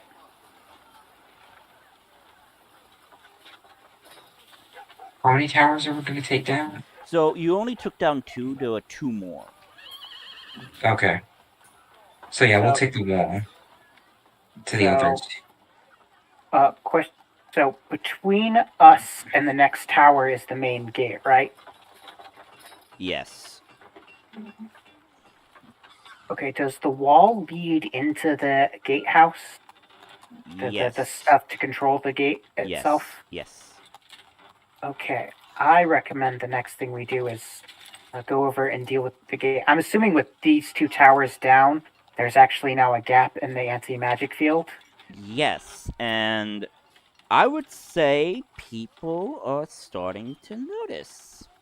I don't know why anyone would actually start to notice. Actually, yeah, no one would notice. Because everyone who can use magic here has the thing that keeps it from affecting them. So a person who can use magic that is being affected doesn't exist in this area. Yeah, Well, makes the only sense. only ones who probably would start using it, who might be able to start doing it, are the orcs. Even though they're not spellcasters, Yeah, except they have the yeah. collars on them. You know. It would be any So they random aren't magic casters? civilians.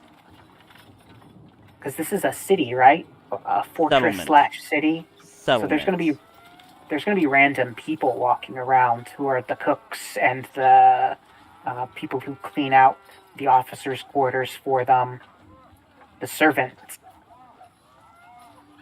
and the ones who do all the cooking, the cleaning, the laundry, the maintenance on equipment and things like that, like repairing shoes. Those are all going to be civilians. And I doubt any of them are just going to randomly be like, I wonder if I can use magic today. That's just dumb. Okay, so yeah, we'll take the wall to the gatehouse. How far away is the gatehouse from this tower? So I would say... Okay, so... Give me a moment.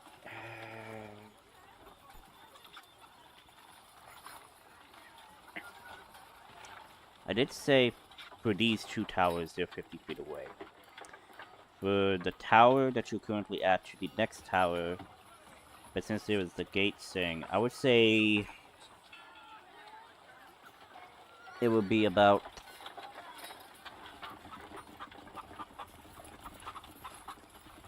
I would say 150 feet.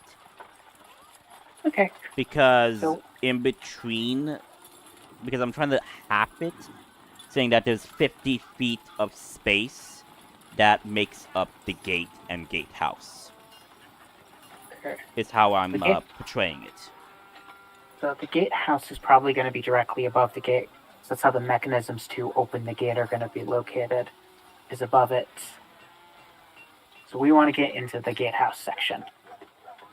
So we're going to take the wall to the gatehouse section. And we can, once we get into the gatehouse, we're going to make a kaboom boom. Because that'll help us clear out the gatehouse of anyone. Start opening the gate. And that'll definitely sound the alarm. Is that a plan, Layla? Sounds good to me. So one of us has message. So we're going to keep Yes. Ortis informed on our 2 towers down, 2 to go. We're hitting the gatehouse next. Prepare to have shit go down. Yeah, I have telepathic speech. I can do the same thing. Okay, so we're gonna head over to the gatehouse.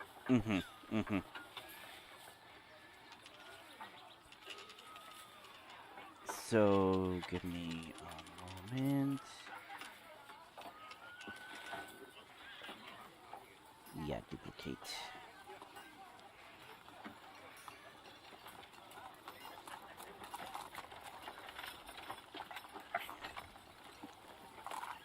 Not Ridgewood Gatehouse.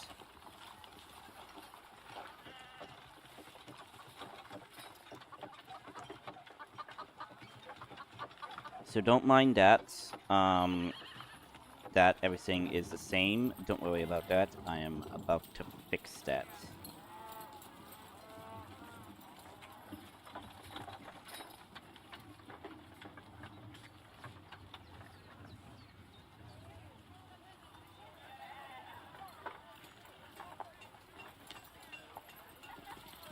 What the hell? There we go. Jeez. Trying to fix that.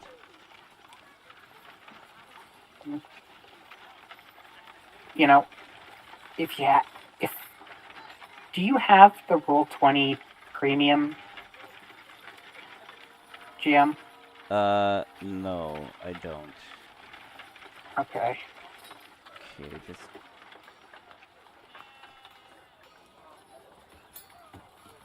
I'd say it's about that size.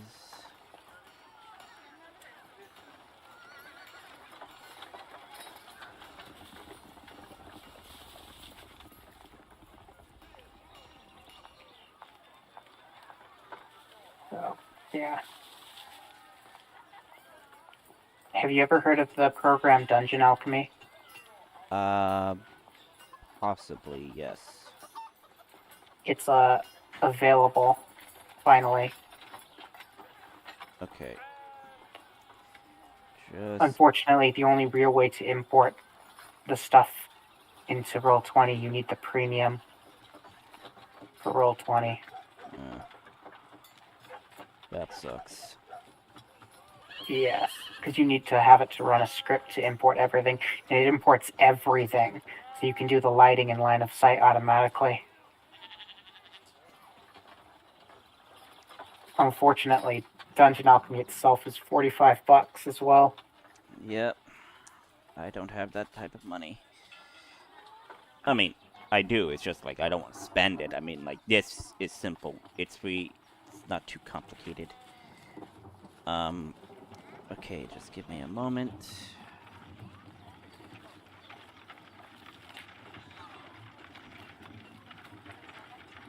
And there's mage wisdom.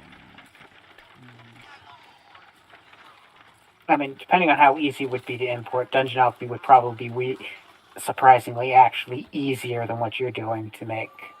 True.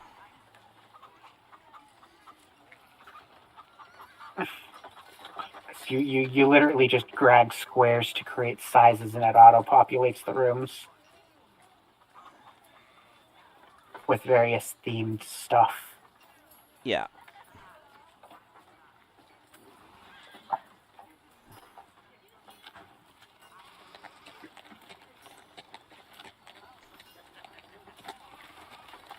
Okay.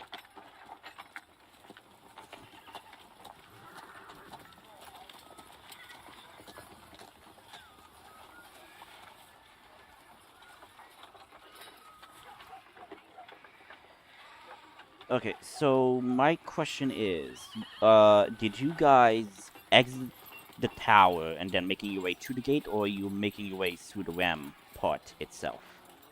We're taking the rampart this time. We're gonna walk with haste and purpose.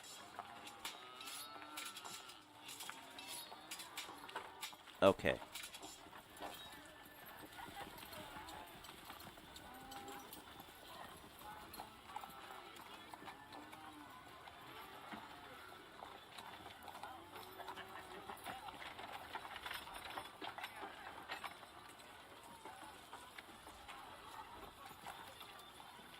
So,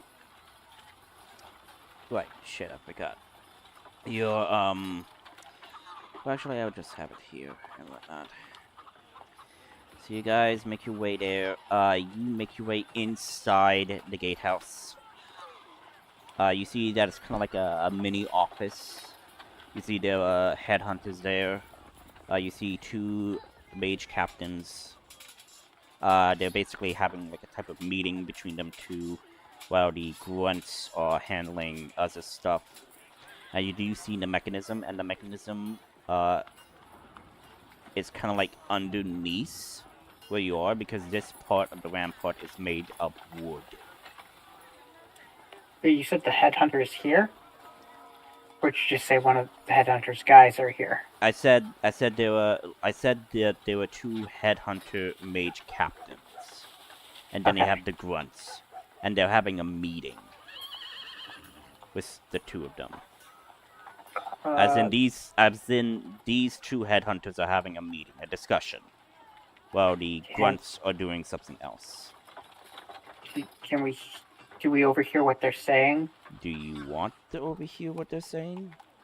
Are they speaking loud enough for us to hear what they're saying without actually having to get closer to them? You don't hear them from where you are because you are above them. Okay, so they're actually on the floor below us. Are they on the? The mechanism, does it look complicated, or is it just like a wheel you have to click? It's a wheel that you would just need to turn. However, there are 2 contraptions, one over here, because it is a big gate. Okay.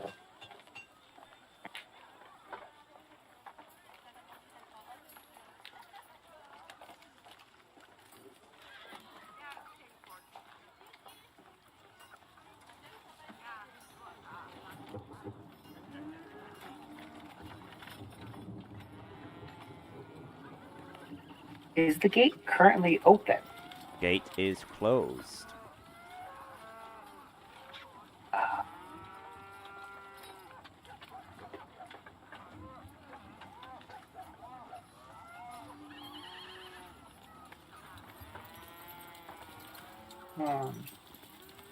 I guess so.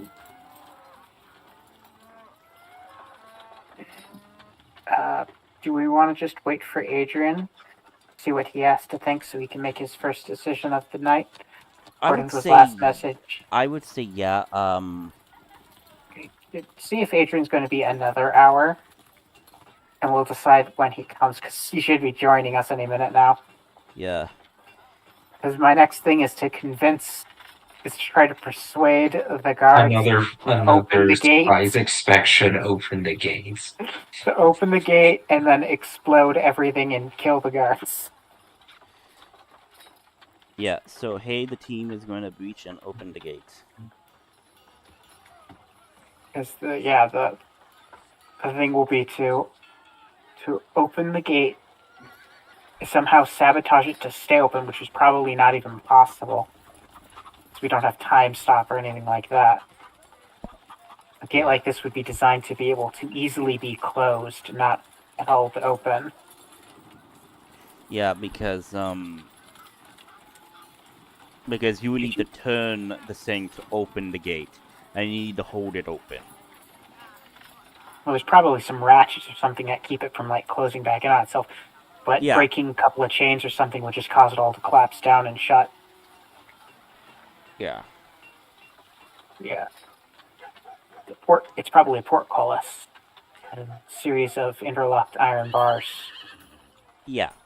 That gets lifted out. To be honest, it shouldn't actually take all that much strength to ratchet it out. Any of us could probably do it.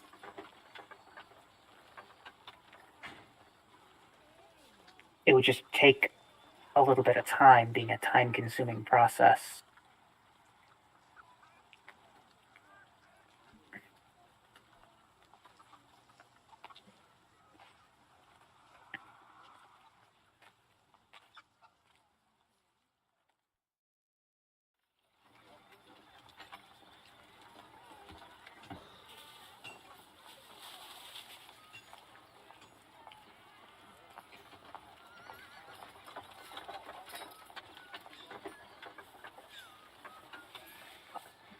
I guess the only other thing would be to try and see if there's a way to sneak our 2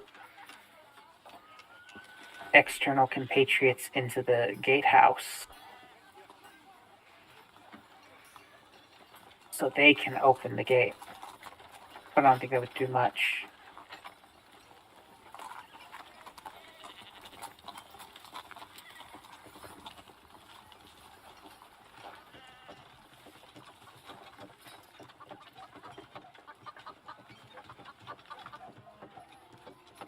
Okay, he is not responding.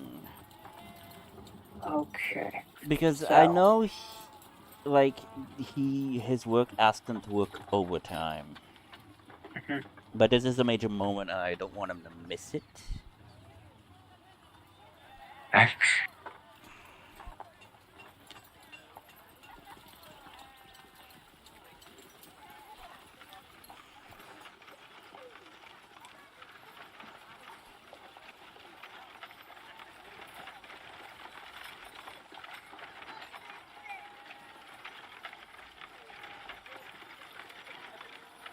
Hmm.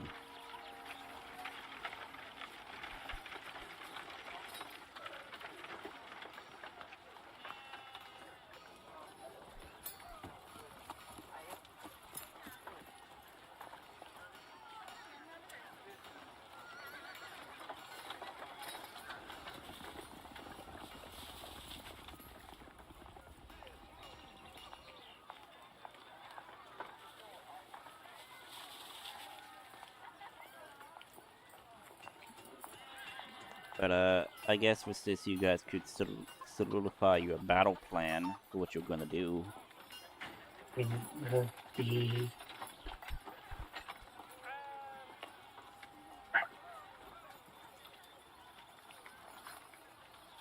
the idea would be to just have me and Layla open the gate. To be like, yep, we're performing an inspection of the gate if anyone comes to ask. And when it opens, we detonate the powder store.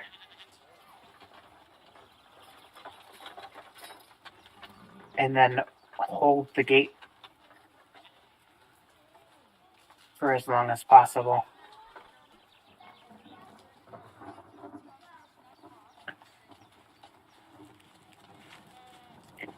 There's just not much more we can do. Hmm.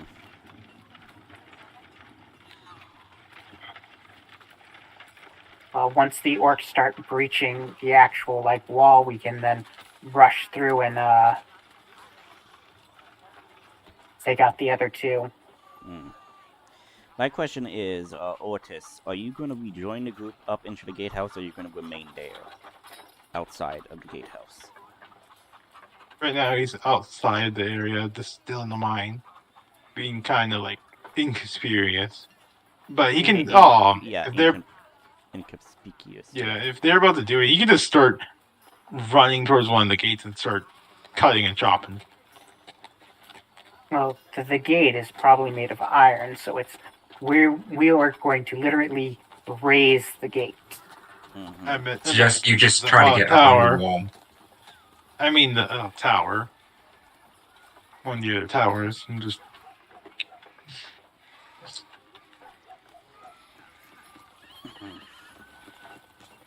Well, actually, it would be better if you met us up here in the gatehouse rather than going for a tower.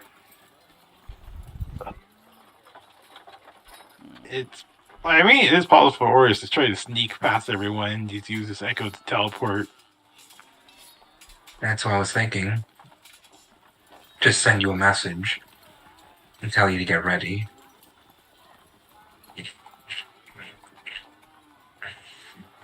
He did not respond. I really don't want to start this without him.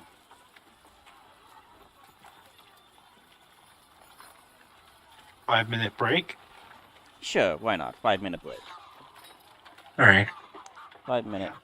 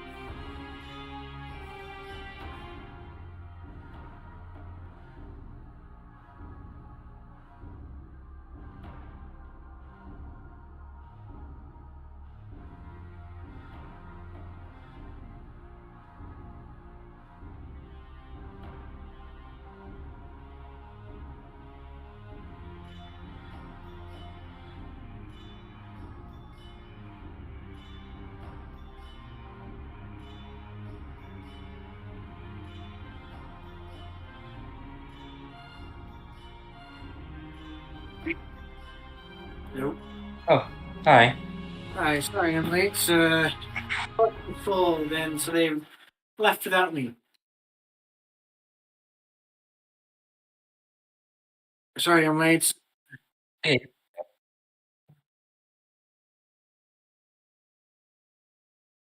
I will. Okay. So we disguised ourselves as military people. We conducted a surprise inspection on the magic tower. what? Okay, now I forgot to put the volume mixer thing, so yeah, there we Okay. go. Yeah. So we conducted a surprise inspection on the first of the anti-magic towers. We got to the top. We surprise inspected them to remove the anti-magic lantern, and you put a magic suppression cuff on the wizard up there, and they got fucked with that. So they surrendered without a fight. We hogtied them, so they're hogtied at the top of the tower. I mage-handed the lantern onto the ground below, so it's just sitting there. We went to the second tower, did the same thing, got into a little bit of a fight because they didn't surrender nearly as well. Adrian, I have a question about your character. Yeah. How violent is your character becoming? So the situation was that we were getting ready to. The second tower, the two guys tried to fight back. You managed to magic suppression cuff the mage, but the regular soldier pulled out his sword and went to attack Layla. She tried to dominate person and failed, and I used hold monster. Mhm. Would you have killed him? Probably no. Okay. We didn't kill him. They're hogtied in the second tower. We mage-handed the lantern down to the ground. The only one other thing you really need to know about, they have a storage room full of gunpowder by the second tower that my manifest mind is in, getting ready to blow it up whenever we want to. And we are now in the gatehouse, getting ready to open the main gates. Aren't you forgetting something else? Oh, a minor alert has been sounded. A prisoner uprising has been detected, and they've sent a couple of troops into the mines to suppress that, but it hasn't raised the main alarm. Okay. Because, yeah, the signal is still our army is going to attack when the rain alarm rises. So the current plan is to raise the main gate, and then I will detonate the gunpowder, which should cause the main alarm to raise because it'll be a giant explosion right by the wall. Okay. So is that.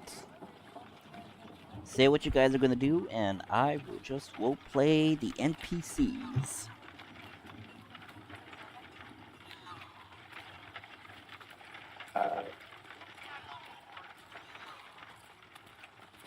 Yeah, so was the plan to try to get Ortis in here before or after Yeah. we raise the main gate and I'm everything just gonna explodes? wait to see what happens. So I got a little better because describing it gave me some grasp of it, but not the entire thing. So I think I will telepathic message to Otis to tell him to make his way up here as we start opening the gate. Okay, Oris will say he'll try to get to you guys. So I'll start sneaking and teleporting around. I guess. Would Layla be willing to try to open the gate, or is she like Adrian can try? Because two people have to. Oh, so the main gate has two things to open it. I'll open one. Okay, I will try to open the other. The reality is with the pulley system, it shouldn't actually be all that hard to open it. Yes, As but long as we can get to each ratchet. these pulley systems are below you. Where is the actual mechanism part where to operate the pulley system? Like I said, Is that it is below you right now. Okay, Oh, we need to make our way through the pulley system. So, I guess we should go down to the pulley system to start opening the gate. Mm-hmm. How long will it take for us to get there? What if Agent commands them to open the gate so that he can exit it? Okay, Otis, how long will it take for you to get there? As in, what are you planning to do? He's just sneaking, like, when you're like staying in the darkness. Or we see a place, he's creating an echo and just switching places with it, creating a new echo, switching places with it. Okay, We're only but like 200 feet away. But where are you trying to get to? Trying to get to the Try to gate. get us. So the wall right over here. It would probably be the smartest place. Try to find a way to sneak into the gatehouse itself. Mm-hmm. Because at the edge of the wall, unless you're looking like craning your neck over the wall to look straight down, you're not going to be able to see it. Because walls have blind spots effectively right beside them where it's difficult to see things. So you'll be out of sight from the people on the wall. Adrian could just say that he's doing another surprise inspection of them. You see the outer walls, so you ask him to open up the gates.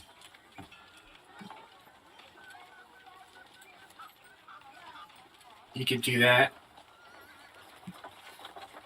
That was the idea of why we're going to open the gate just with them, is that we're conducting the inspection and we're opening the gate. We don't need to convince anyone to come over towards us. We'll just open the gate ourselves. So I guess we'll move downstairs to where the mechanism is to open the gate. Okay. So You do that. You see the grunts are working. You see the two captains are discussing. Now that you are closer, you can, if you so wish, perception check to hear what they're saying. Sure, I want to know what they're saying. This isn't going to end well, though. Oh, I don't know if I thought it would. I rolled a 0 for my first perception check. You could roll with guidance if you so wish now. Yeah. Can I hear with them? I rolled an 11 this time. I was telling Adrian the first perception check I made today, I got a 0. Adrian will cast Detect Thoughts. No, that will be you'll be noticed immediately if you do that. Too yes. conspicuous. We're trying to be inconspicuous. So I just want to overhear what is their little meeting about? Are they discussing? No, he can cast it at will using his helmet. No, it's them knowing that you're entering their minds. It's gonna alert them. It's just here. I'll post the spell. Detect Thoughts. I'm not going to go. I'm only reading the surface level thoughts. It's not even that important. I highly doubt they're talking about us taking lanterns. I'm just curious, are they talking about a shipment coming in today? Are they discussing plans for the weekend? Well, this is better than having to roll and not hearing them. Did my 11 allow me to hear what their conversation is? Yes. In any Briefly. So, what they're saying is, I can't believe the Baron has, invited that crazy woman into this fort. Hey, dude, I'd really rather not have this woman somewhat impale me upon that weird ass creature of hers. Have you seen how that thing operates? It could disintegrate you with its breath. That is no normal flying lizard. I know, but all of this for some sort of artifact or contraption within this stupid ass mountain. I mean, for crying out loud, we are swimming, again, figuratively swimming, in gold by having all of these minerals and whatnot, but the guy is more focused on what's in there. I know, but whatever this woman is, I really rather not be on her bad side. I know that. I'm just saying, considering of how she dealt with that other headhunter commander, I have to say, I'd rather be far away from here as possible. Same. But for now, let's just focus on security, making sure that this goes on, and as soon as they get what they want, they'll leave, and we don't need to worry about any more of this crazy magic cult stupid stuff happening. Yeah, I mean, that's all I really wanted to know. Now we know that they're bitching about the fact that Layla's crazy sister is currently here. Apparently. Do they believe that what Morris did to the headhunter was Layla's sister? I bet she did something even worse after that, too. You don't know. You were going to say something, Layla? No. Okay. Okay, so,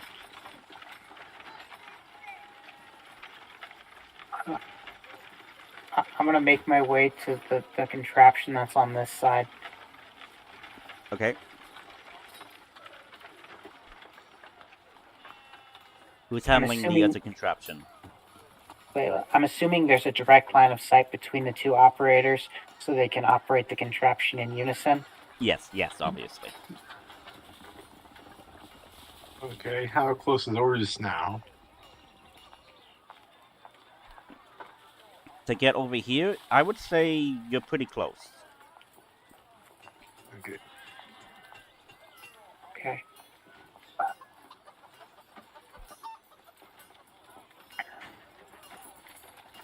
I guess me and Layla are gonna start pulling open the... Yep.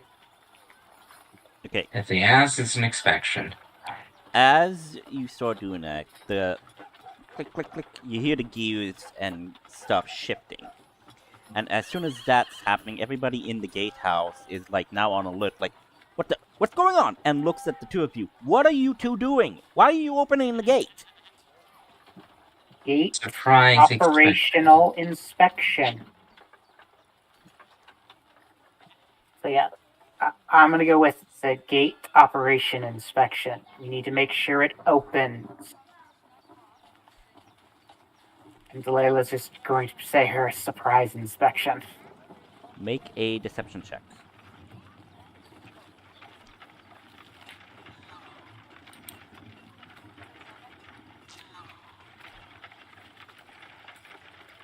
Not bad, not bad.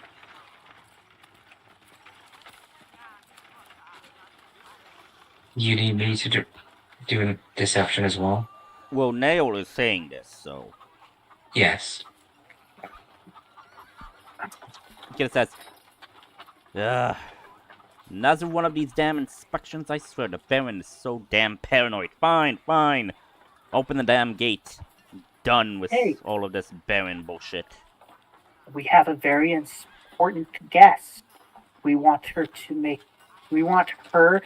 think we are, the word for it, the cream of the crop. I hear she's really scary. Oh, you have no idea. You are lucky you are not dealing with that individual. And if the gate doesn't open when she's ready to leave, I would hate to be in this building. So, let's just... Well, technically, buddy, she has that crazy, evil flying lizard of hers. That doesn't mean she wants to fly out of here. Maybe she wants to walk with a parade of flowers. Flowers. And then her I think lizard. the only type of flowers that crazy woman would want is dumb covered in guts and flowers, for crying out loud. She'd be crazy. I will mind Yeah. this. She is pretty hot, but crazy. Okay, I'm just gonna keep churning to open the gate. Mm-hmm. Gate continues to open, and it is now fully open. Okay. And I'm gonna pretend like I'm looking at things, writing things down. I'm not just gonna write things down, but I'm like tend to look and inspect things. Mm-hmm. Is Orders Otis there? ready. Or You are, like, right at the base of the thing. So if you wish you could try to climb up, or you could go through the first floor entrance. Okay. is there a window? There's a door. Okay. So with telepathic speech connected between me and Layla and Adrian. Adrian, do you want to try to pretend to be a captain to get into the magical captain's conversation and slap some magic suppression cuff things on the two captains without them noticing? I'm not sure how they won't notice, but Have you ever seen someone quickly just take handcuffs and slap them on someone's wrists? Adrian hasn't. Well, that's what we've technically been doing to the two guys that we met in the towers. Was while they were kind of distracted by unhooking Okay, the why the- lanterns, we went click. Mm-hmm. Okay. So you're gonna try to insert yourself into their conversation and sleight of hand the cuffs on them. These two Okay. guys. Here go to here. Probably the most effective way to neutralize the most dangerous people in this area. Yep. Okay, so everybody's in How position. do you use these gates? Adrian asked. Are they regularly oiled? Yes, directly oiled. I mean, we maintain the gate as well as check for any inspections for any deliveries or, whatnot. It's a slow day today. Well, the way I'm seeing it, it doesn't look that well oiled. And he points over to where Nail is, and as a distraction, look over there and see how Whoa. badly. Deception or persuasion?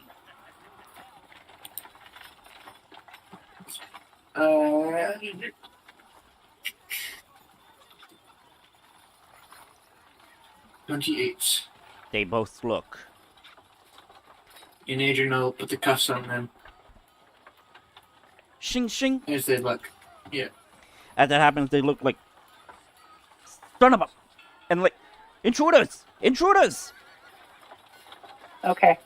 I will cast prestidigitation through my manifest mind.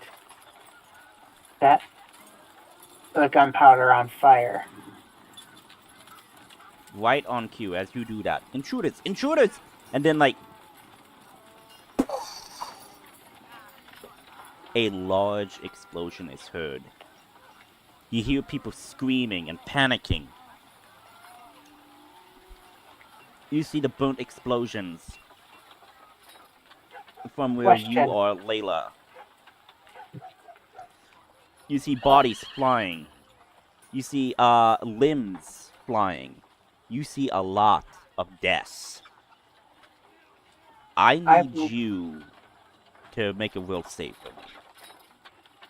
Okay, while she's doing that, did the tower that's right next to that thing fall over?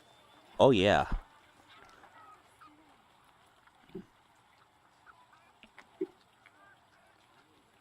Yay. So as that happens, Layla, as you're looking, you see flashes of the event. As you and a couple of other beings, like yourself, tear through people, causing explosions, killing people, whipping people apart. You have 1 point of insanity.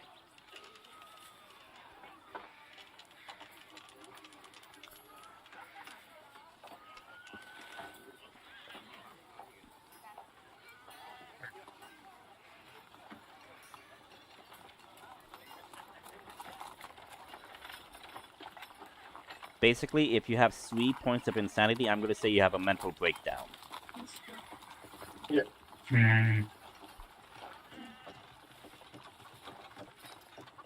Yeah, that happens. Alarms are going off, and as soon as the alarm is going off,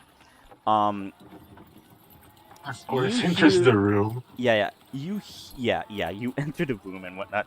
You hear the roars of cannon fire, not coming from the ramparts where you are on, but coming from the woods.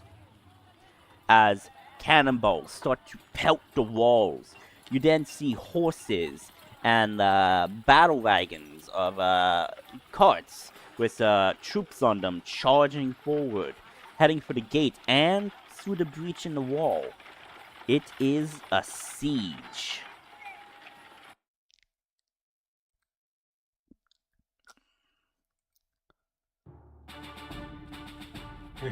Okay, as Morris enters the building, it's a I lovely. It's a. I need everybody to Initiative. roll initiative.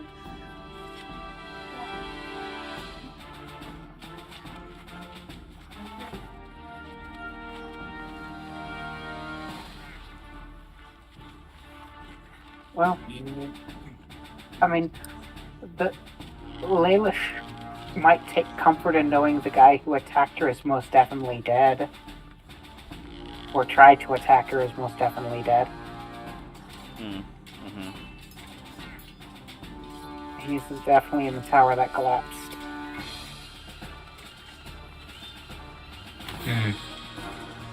Give me. That explosion made a hole in the wall. Yeah, it did. Yep. I said it made a breach into the wall. Didn't hear that part. Okay. Yeah, it's fine. I did emphasize that, so it's fine.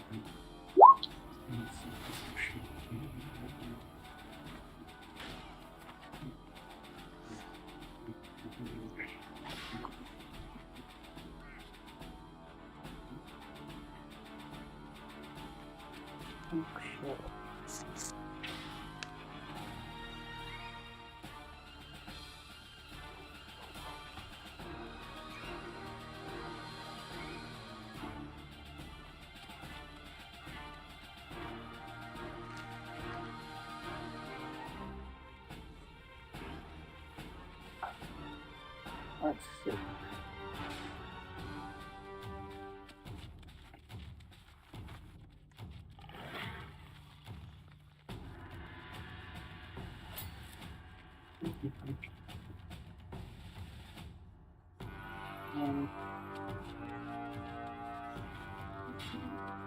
So, on the ramparts, there's the cannons, and I'm assuming there's gunpowder up there as well, right? Crates and cannonballs, yes. Well, there has to be some gunpowder because they have to load the cannons with gunpowder too. Yes, as well as the cannonballs. Yes, exactly.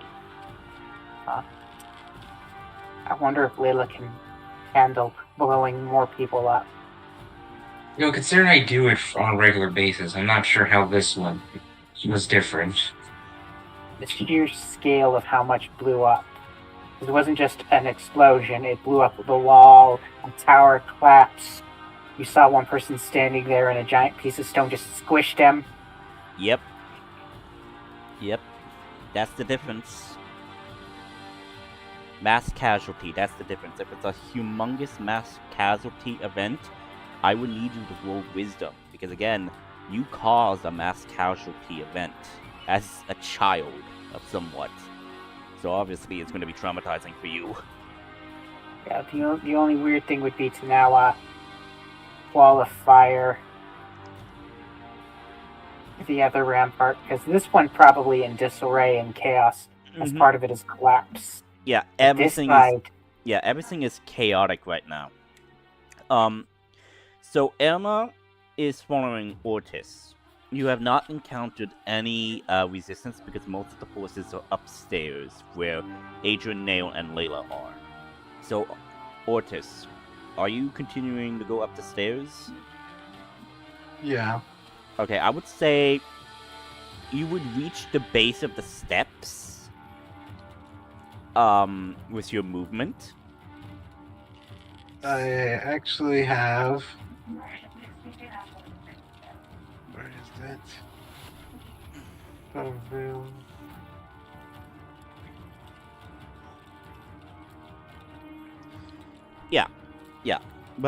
But yeah, so Elma will make it to the base of the steps.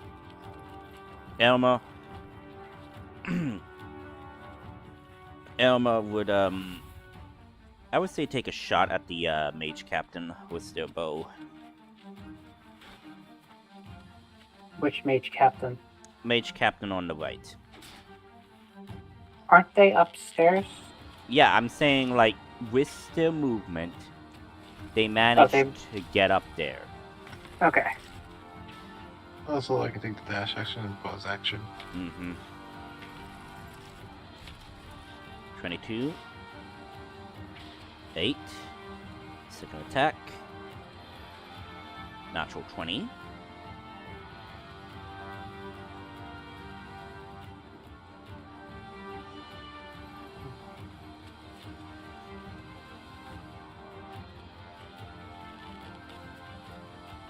You need to re-roll the D8 again because it didn't do it automatically. Yeah, odd. But yeah, that's fine. That's 15. So 15. 16, 23. 23. Yeah, 23 damage on the first guy. And that's gonna be Emma's turn. Otis, you move. Okay. So, please rush and get up to this guy. And he'll say, surrender or die. Make an intimidation free check.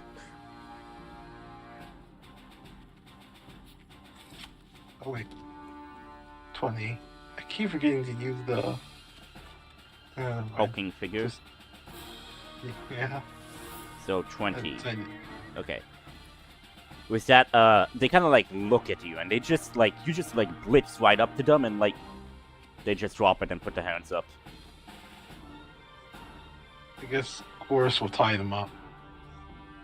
I would say Emma could also help you with that. So, yeah. Nail, your move.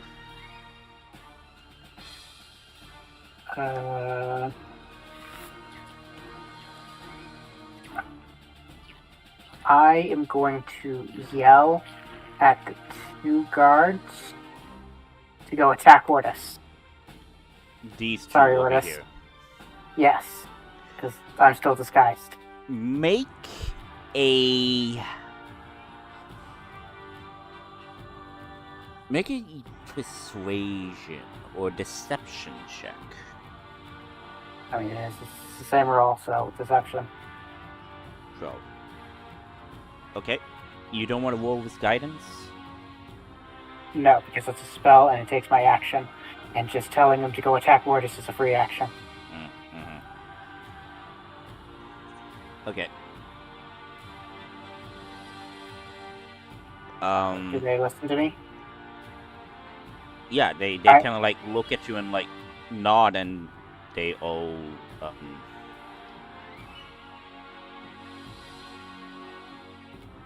So on their turn, they're gonna move over there. Yeah, they're gonna dash. They're gonna dash right up to you, and that's gonna be Their turn. So, the pulley system that they use, are there any like wheels or stuff for it that I can like take a stick, like the random wizard stuff that I'm not actually using, and like jam inside? To Oh try yeah, to yeah. jam. Yeah, they have ways to hold the gears in place. Yeah, I'm just gonna start activating and jamming as many of the gears as is possible to hold them in place. You totally can do that. And that's And gonna that'll be your my turn. action. Okay. Yeah. So the grunts. So the grunts already dashed, but the two grunts that are already near you or Tiste are gonna take a swing at you. Wait, didn't they surrender? Oh shit! Right. I mean, they could try to unsurrender, but No, yeah, it's fine. So yeah, they're tied up and whatnot at this point. Well, actually, they were about to be tied up, but then the guys come running in, so they are just gonna be moving away right now. And okay. Are they going to go to Layla to ask her what should they do because they think she's also on their side? basically they're just surrendering and say like, "What do we do? What do we do, Commander, ma'am?"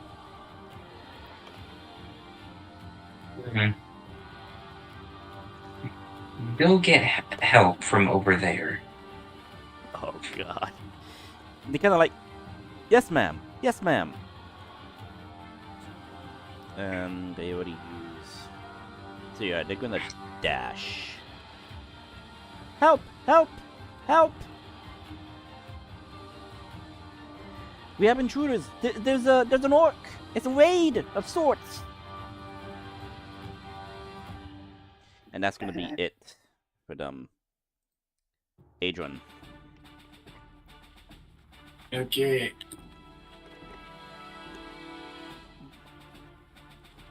Are these guys hold? Are these two commanders holding any weapons? They have their staves with them. Yes.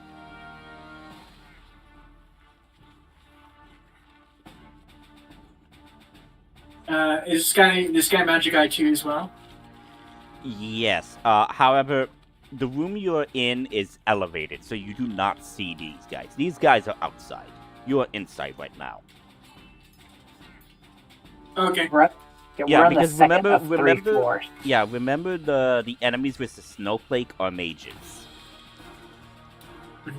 and the one with the castle rook icon, they are captains. They're elites. And you're disguised as a magical captain elite. Yeah. That's why you have the same they just said I'm an intruder. So. No, they said Well, intruder, no. intruder. They said intruders, and then there was an explosion, and then two guys ran up the stairs shooting an arrow at one person and screaming at the others to go cower. Mm-hmm. I mean, they know you're an intruder, but nobody else does. Yeah. They just heard intruders because they were doing something else at the point, the grunts. And then Adrian will yell, "Charge head on! Take out the cannons!"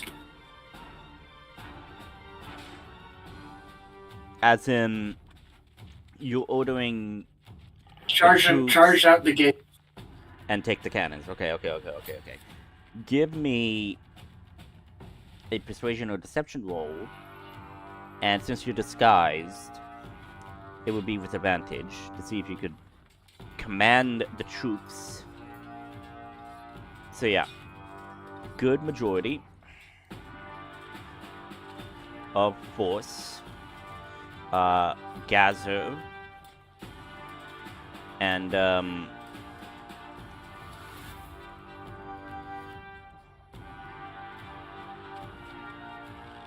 they gather about.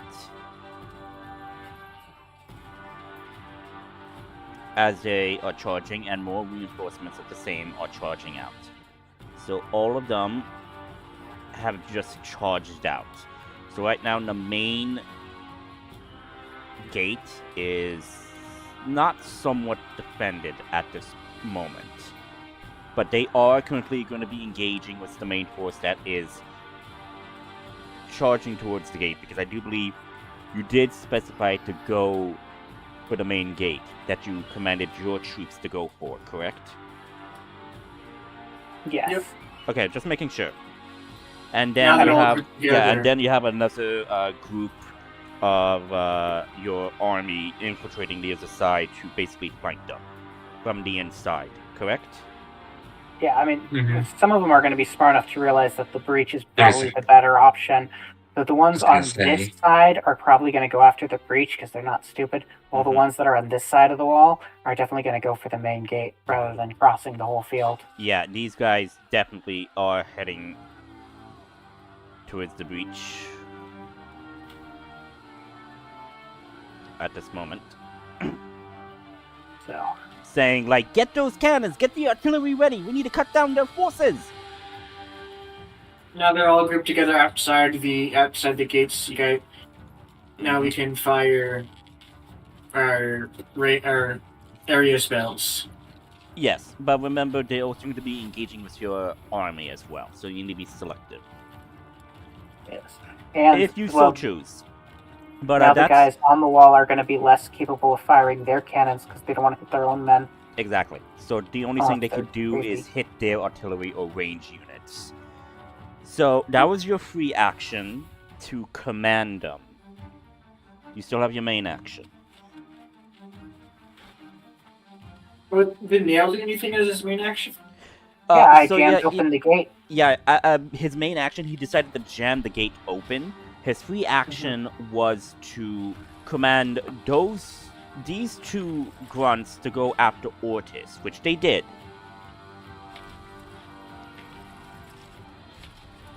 Because I didn't want them to be like, why aren't you shutting the gate? They're like, because they would have totally these guys would have totally tried to attack me when I started jamming the gate open. Exactly. And Ortis can take And then hitting. Adrian will try to intimidate these two captains in front of him. You already used your free action to command... This will be his main action. Okay, so you're using your main action to intimidate them? Okay, how do you Yeah. intimidate them? This All one's your- Your forces are in disarray because of me. Your gate is jammed open. You're guaranteed to lose. Surrender. You have magic dampening cuffs on you. Okay, so roll intimidation.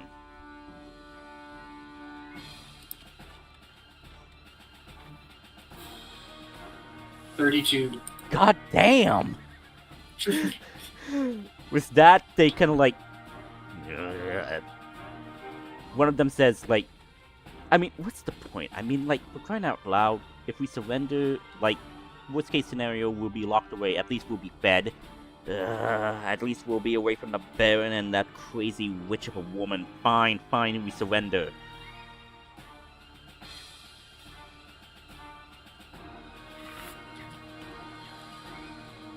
Okay, that's Adrian's turn. Yeah. Because these, like think of these guys kind of like as the red versus blue guys from Red versus Blue, Rooster Teeth. Yeah. They're not very smart. No, they are not at times. But yeah. Layla. Gonna cast Wall of Fire up here. Okay. And if I recall, that is 60 feet long. 60 feet long. Post it. So yeah, use the ruler and like I'll draw where the ruler is. Well, no, she's casting it along the entire rampart, effectively. And specifically aiming towards the cannons and their gunpowder, correct? Yes. Okay. Yes. And you told us the wall segments are effectively 50 feet long. Yeah, between each thingamajig, yes. So she's basically going to take out that entire segment of the wall. Okay, so that happens. As soon as the fire is erupting, the powder explodes, cannons also explodes. Nail, I need you to make a dexterity save for me.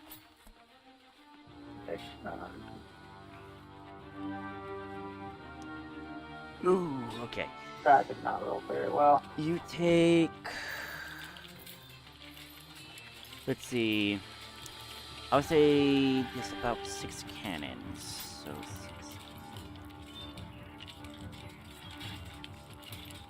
Yeah, but all 6 cannons aren't stacked right here. No. They're spread apart, but like...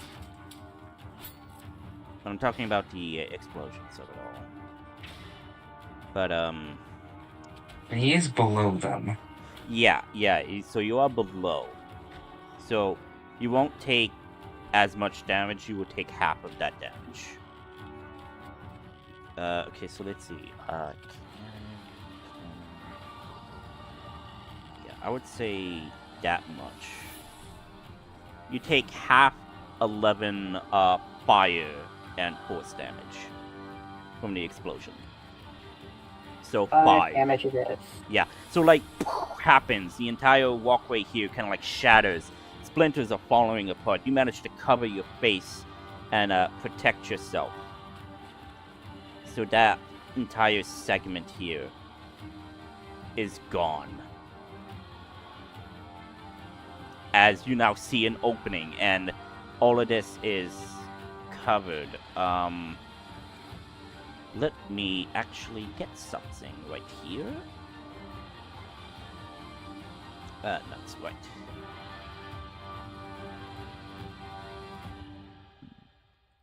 Don't mind me.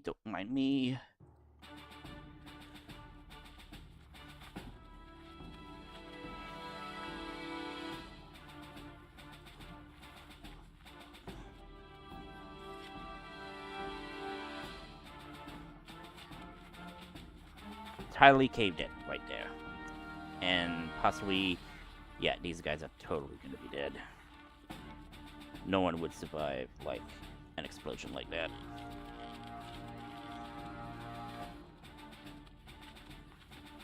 So yeah, that is what happens on your turn, Lula. And you do hear the screams, the agony of the pain. I would need you to make another will save for me. Could use it, the inspiration I've been holding on to make it advantage. Mm-hmm.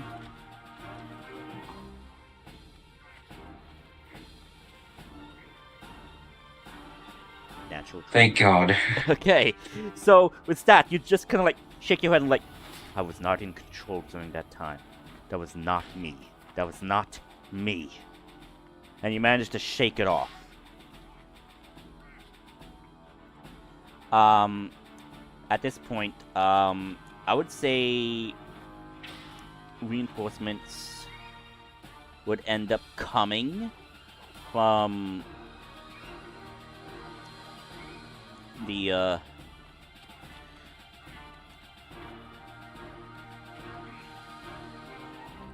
shit, not what I wanted to do, token here. So reinforcements would come at this point,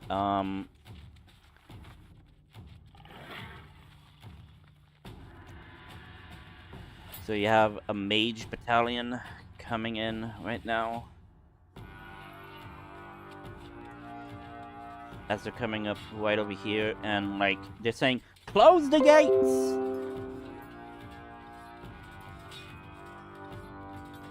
And the mage captains here are kind of like they surrendered right now and saying like,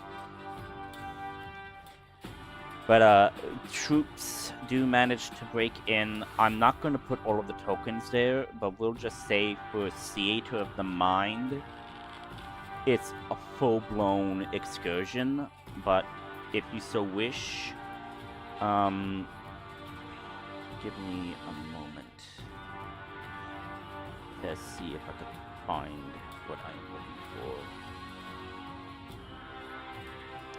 There we go.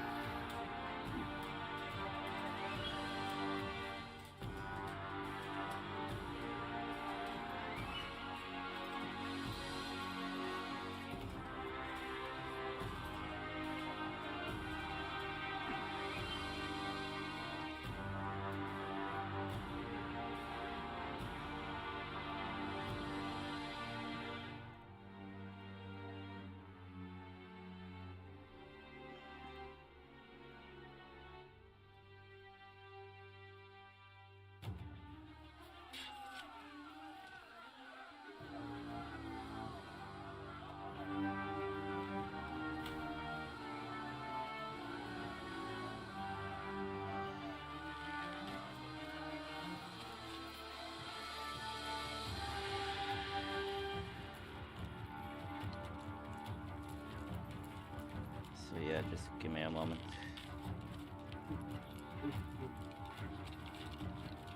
Making a whole battle formation of sorts.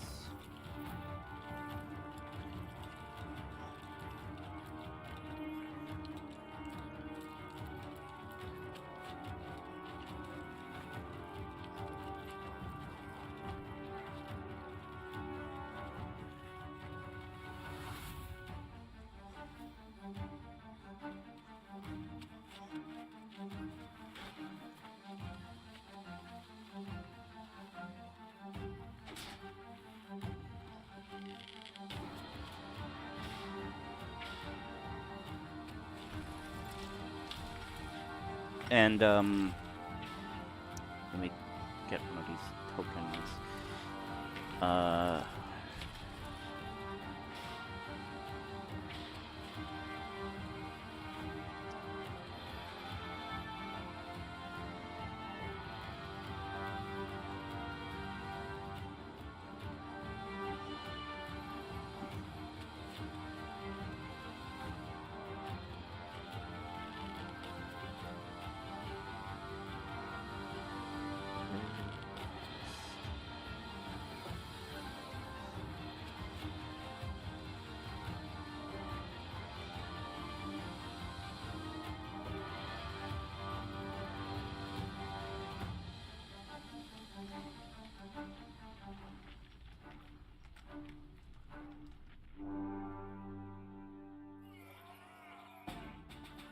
What I'm trying to. Is there a barbarian? Bard, but nothing is barbarian. That is dumb and stupid.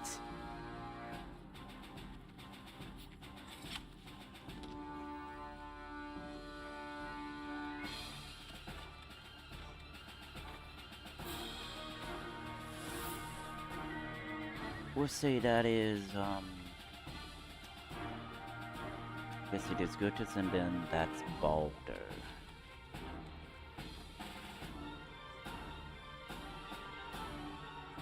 Balder.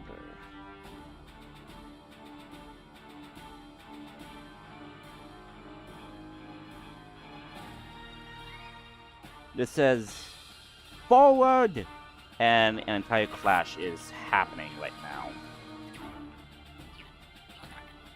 So back to initiative order. Irma, they are going to be taking out their hand axes and are going to attack. Not hand axes, battle axe. Sorry. 14 misses. 22 hits. 7. That's it for Irma. Ortis, your move. Okay, he'll trade Echo right here, but he'll move right here, taking the opportunity attack.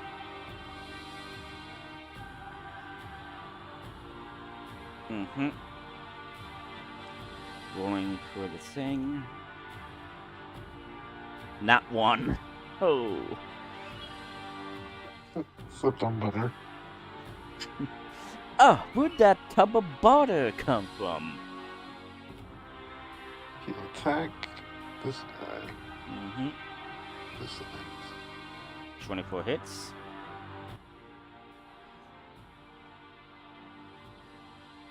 He'll attack again, and this time I'm going to put advantage because Irma. Mm-hmm.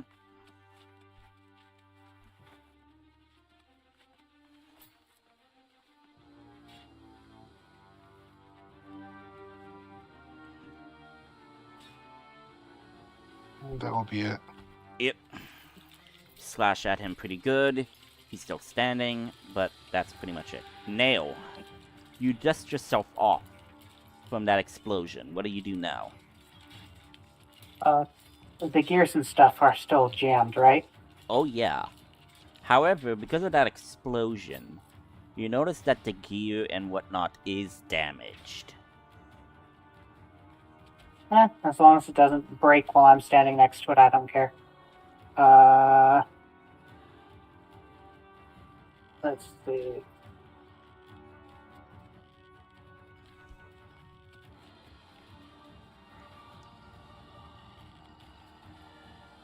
Okay. I am going to. Did these guys surrender? Oh yeah, they did. Okay. They surrendered.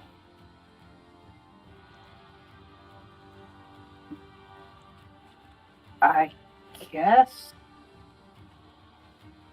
And these guys are fighting outside. I guess. Are there any windows to the inner court or the outer section? Yeah. There's windows here, windows here, windows as well as here, and stone windows within the ramparts so they can see outside. Yes.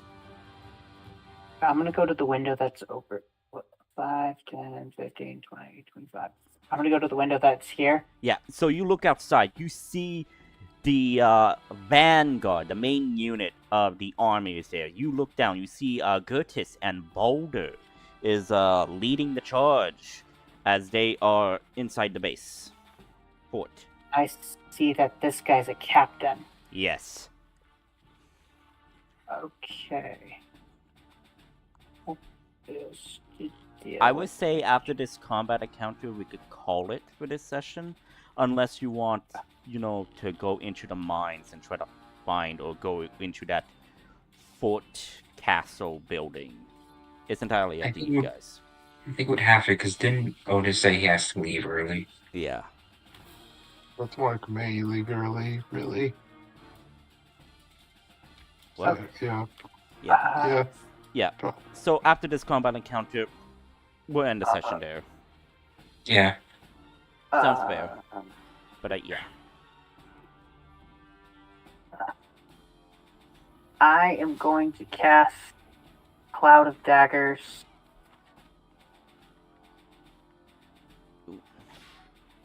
Where the mage captain is currently standing. Okay, is Cloud of Daggers a AoE? Yes, but it is a 5-foot AoE, so it affects his space. I mean, I could put it like here on these corners to affect both of them. Okay, it's a cube. It's a cube. Got it. It's a cube. And you're doing it right here? Okay, except that's too big for the cube. It literally fits one space. 5 feet on each side. It is literally a space big. This is 15 feet by 15 feet. Is it like that? Probably even smaller than that. And because I did 5 feet, it's not easy. Go 0.5. What if it makes it like that? That's even tight. So yeah, it's literally right on his space. He's in the middle of it. Okay. So it's just affecting his space. So people could walk up to him and smack him without getting hit by it. Copy that. And so he would immediately take the damage right now? You fill the air with spinning daggers in a cube. Creature takes 46 slashing damage when it enters the spell's area. The first turn starts its turn there. Yes. So roll for the damage. Take it. I did. He got a 6. He takes 6 damage, and he will do it again on his turn. Copy that. Is that your turn? And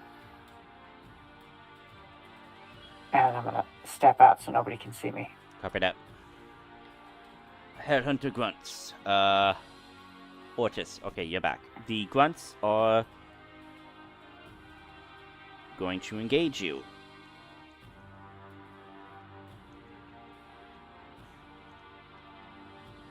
$22. Next for the multi-attack, 20. So those would hit. They're using both hands.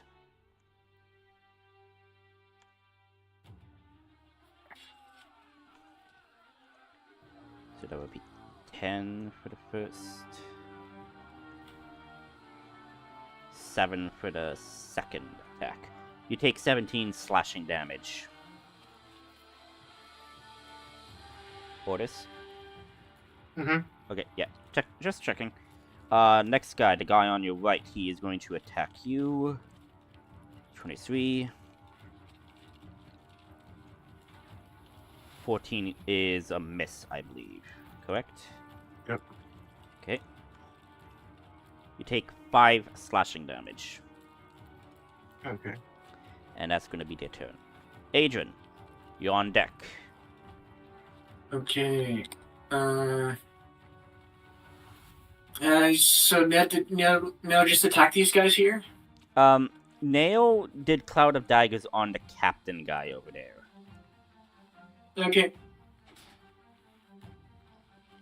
Let's see. Take a look through my list of spells.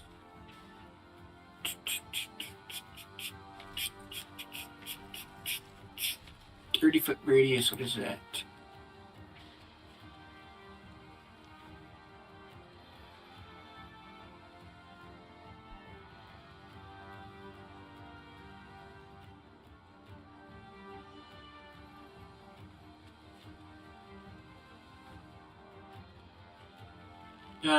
And what's this? What's the range of this one? 20-foot radius.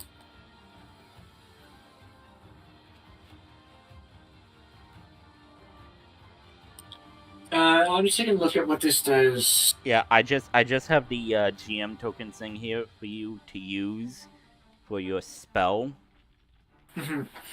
So it says Adrian spell. You just put the spell name in there and the radius and whatnot. So these guys are part of our allies, Yes. and they're advancing right now. Basically they're right there, ready to attack. They just came in right now. They are not attacking yet. They just came in right now. They entered the fort just now. Just to see the captain who was staring them down get swarmed by a cloud of daggers.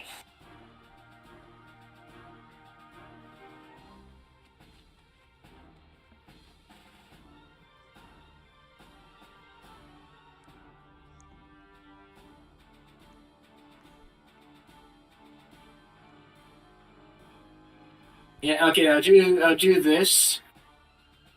You have the token over here that you could use. Yeah. Are you using Fireball? Nope. Oh. Something that could be worse than Fireball. Ooh. Fun. Yes. I'll make it yellow. Actually, maybe more this kind of yellow. Peach. Okay. And I'll put it there, or actually there, so it gets all of them. And I will cast Sickening Radiance. Oh shit. So everyone has to make a Constitution saving throw, or take 4d10 radiant damage. Okay, so Constitution. Okay, since everybody's mages, I'll do the commander first.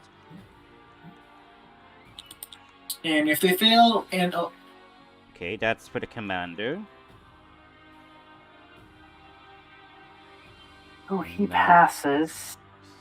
Now for the mages. They have a +2 to this save. So 1, 2, 3, 4. So 4, 5, 6. 60, 20. Okay, okay. 1, 2, 3. So 3 succeed. Okay, let's see how much damage. So they...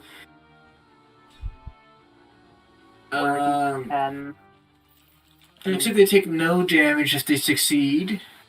Yeah, because the spell hits every round that you stay in its area. Yeah. Mm-hmm. And they go to...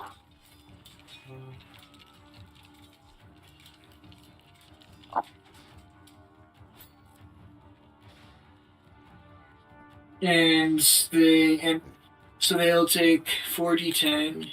So everyone that fails takes 4d10 and gains a point of exhaustion.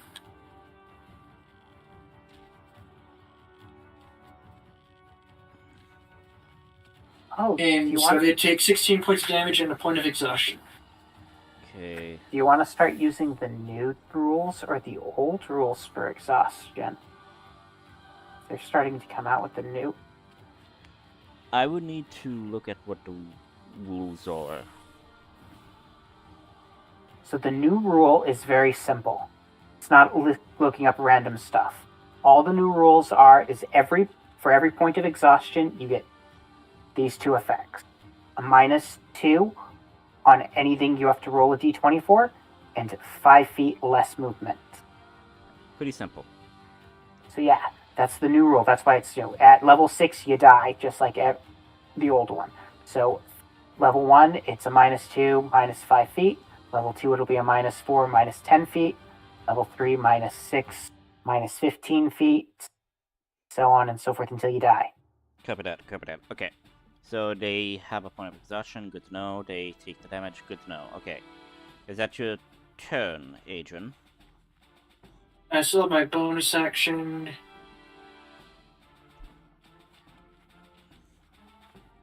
Bonus action.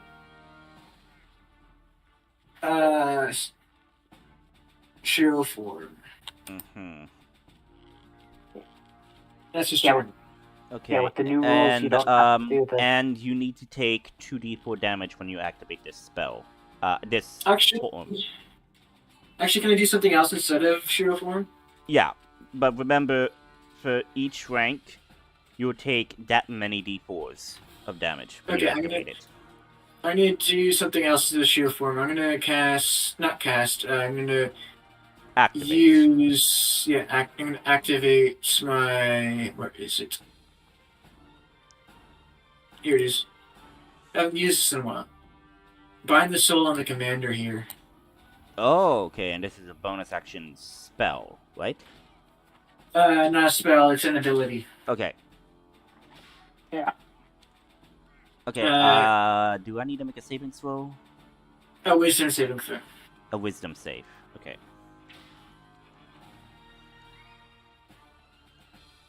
10. He fails. His movement speed is halved. And he'll command and Adrian will yell out, keep them in the area of the spell, whatever, or keep them in the glowing radius. Okay. He'll command those to his real troops. Cover that. And who's glowing right now? Who's been affected by the sickening radiance? I marked them with the hearts. With Oh, half okay. hearts. So sickening Yeah. radiance because, sick hearts, Yeah. Yeah, the new rules for exhaustion are so much better. Some of the effects for the old rules are still way better, but it's so much easier to remember. It's what more, it does. yeah. Mm-hmm. Isn't it like 2 you take disadvantage to everything or something? No, so under the old rules, the first Yeah. level, which they'd have disadvantage on ability checks. The second rule is their speed gets halved. Third is disadvantage on attack rolls and saving throws. Fourth is half max HP. 5 is your speed becomes 0, and then you die. Is So that just your- having to remember. Yeah. Is that your Yeah. turn, Adrian? Yep. Alright. Layla. Gonna need another token, because I'm gonna cast Black Tentacles. Yes!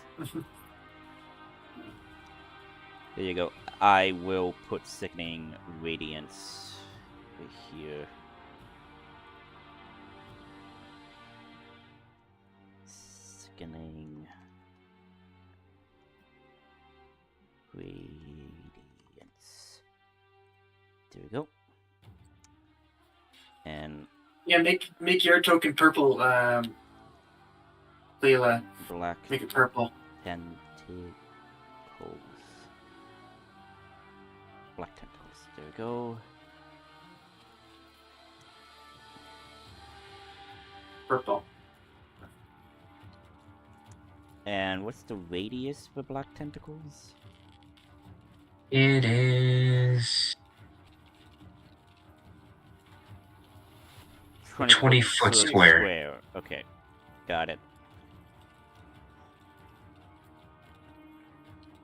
So 10 by 10, I believe, right?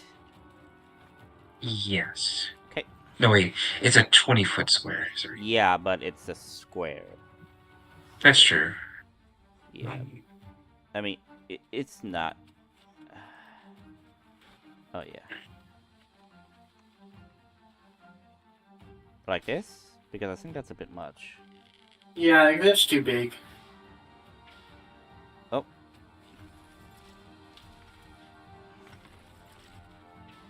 Yeah, somewhat. Maybe I tone it down maybe to 15? I think that might be enough. Try 9.5. 9. You mean 19 and a half? No, 9.5. Because the edge is supposed to be center to corner. From edge to edge is supposed to be 20.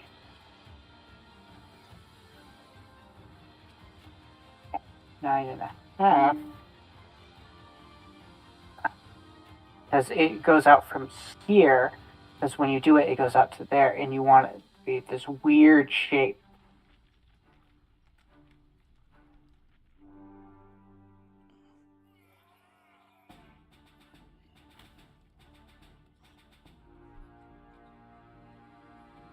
Okay, 5 minus 20 is 15. What? 7. Try 7.5. So 7, Fucking algebraing this. So 7.5. Yes. Because 7.5 on extension on either side gets you 15 with the base being 5 in the middle. So if we do no snapping, and we can measure this, it's now 20 feet. 20 feet by 20 feet.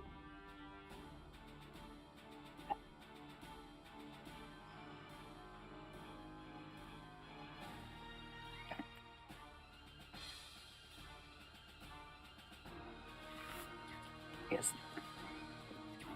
This is a 20-foot radius. Bigger. That is 20 feet by 20 feet by 20 feet. A 20-foot square. Okay, good. So they would need to make a dexterity savings throw. Yeah, having to do algebra. 2x plus 5 equals 20. Okay, Captain fails. Ah! 1 succeeds. Now they die. Oh, wait. Oh, none of them would succeed. Remember, these guys all take a -2 on anything they have to roll a d20 for. Exactly. I'm pretty sure that for sure the nat 20 guy is fine. Yeah. Yes, because even -2 from that would just make it a... Yeah, but it's this guy that is unaffected. Okay, so 14 damage. So, pew pew pew with the tentacles. Is that your turn, Layla? Yes. Okay. It's their turn. And I believe Cloud of Daggers is an effect, meaning I immediately take the damage, correct? Yes. And since I am also within the sickening radiance, I also take damage from that. No, saving throw. Ah, right. 6. Okay. This guy is restrained. He doesn't know what to do. So the one thing he's going to do is... Well, he needs to make his Constitution saving throw. You can't save. Oh, right. We gotta make a bunch of saves, because now he has to save also for black Yeah, tentacles. okay, 10. Okay, yeah, and he also makes them as a Oh no, he never got hit. dexterity. Oh my god, he's failing too. God, you guys, this is a bit overkill. I do like that the Cloud of Daggers doesn't have a save associated with it. Yeah. Okay. So that's for the tentacles. What about radiant? What's the radiant damage? For sickening radiance. It was 40-10, I think it was. 40, Yes. 10. Yeah. Still make that. Well. Oh my. 30.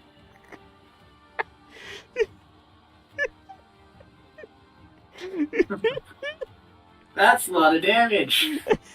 He's dead. He's just coiled in that, and like his body just stops moving, and everybody was in this area of tentacles and whatnot are saying like, they all shout in unison, "We surrender!"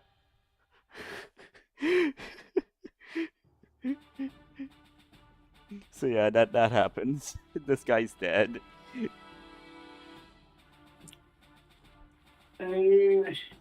And in unison, these guys all like raise their hands saying like, "We surrender!" Except, you know, they were strained by the tentacles, but they shout that, "We surrender." Just one more saving throw. Then they will.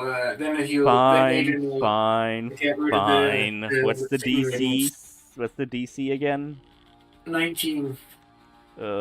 Con save, right? Yeah. Yeah. I don't get to use Sickening Radiance a lot, so honestly. Okay, so 2 succeed, while 2 fail. Oh dear God. And also, since they're starting their turn, we also need to do the black tentacles. Jesus Christ, how many saving throws do we need to make here? Give me a second. Actually, depending on who it is, only one of them succeeds. Because the guys who are already under roll attack no get the minus. damage. I think they Actually, might. right, shit, right. I'm forgetting about So all he's of the this. Oh my 20, God. He's the only one that succeeds. Yeah. Oh my God. Okay. So dexterity. Okay, 17 and 20. So yeah, only 2 succeed. Oh my God.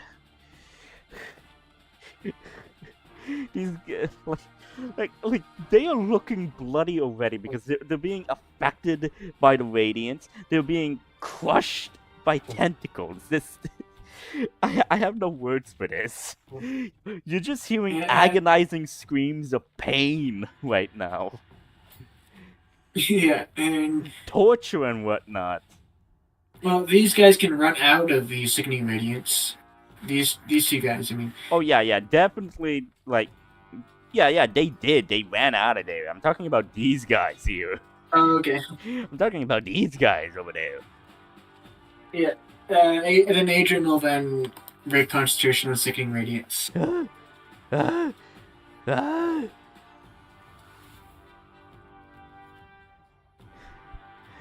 Alright. So, these guys, like, go to apprehend them.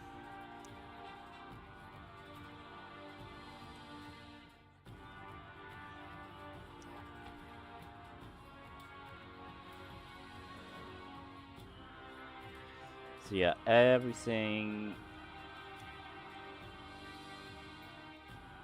works out. All of them are restrained.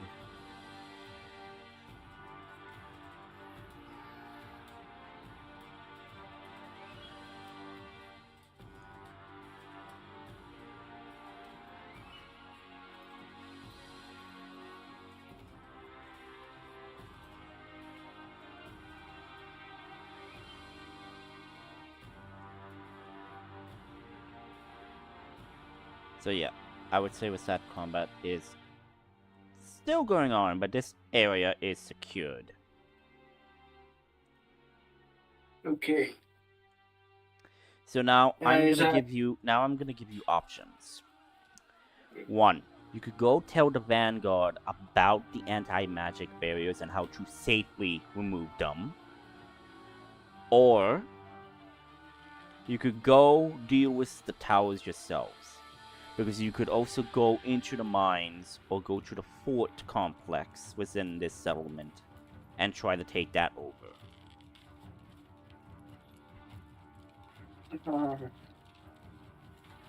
We should probably deal with the 2 towers first. And just deal with them, help them while they finish securing the entrance to the mines. So yeah, I will say this just to speed things up. You guys get into a scuffle or two, but you have your reinforcements, so it's easier. You manage to shut off the towers, so the towers are completely gone. You secured the crystals for study to figure out how to deal with them. Or to utilize them for our own advantage.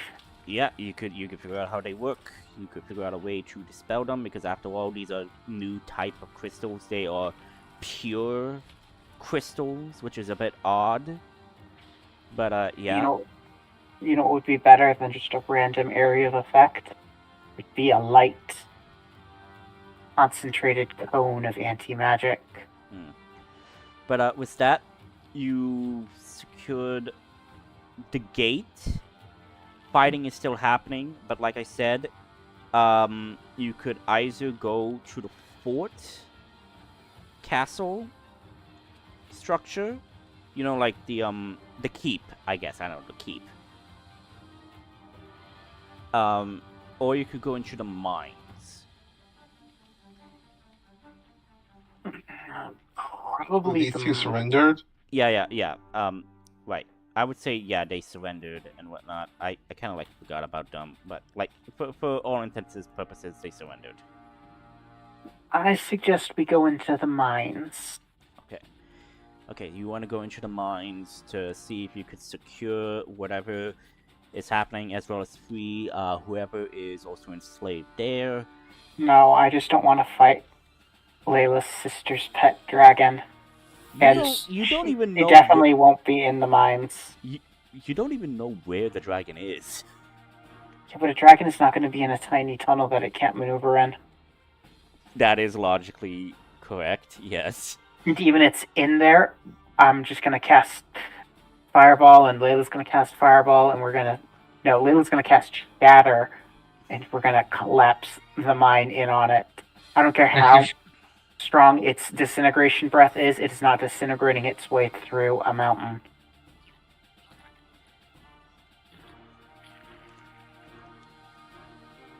Hopefully. But yeah, I do agree going into the mines, because we still need to stop the bear from activating what's in there. But assuming your sister didn't fly immediately to the tower, steal the keystone, and come back, I don't think he can.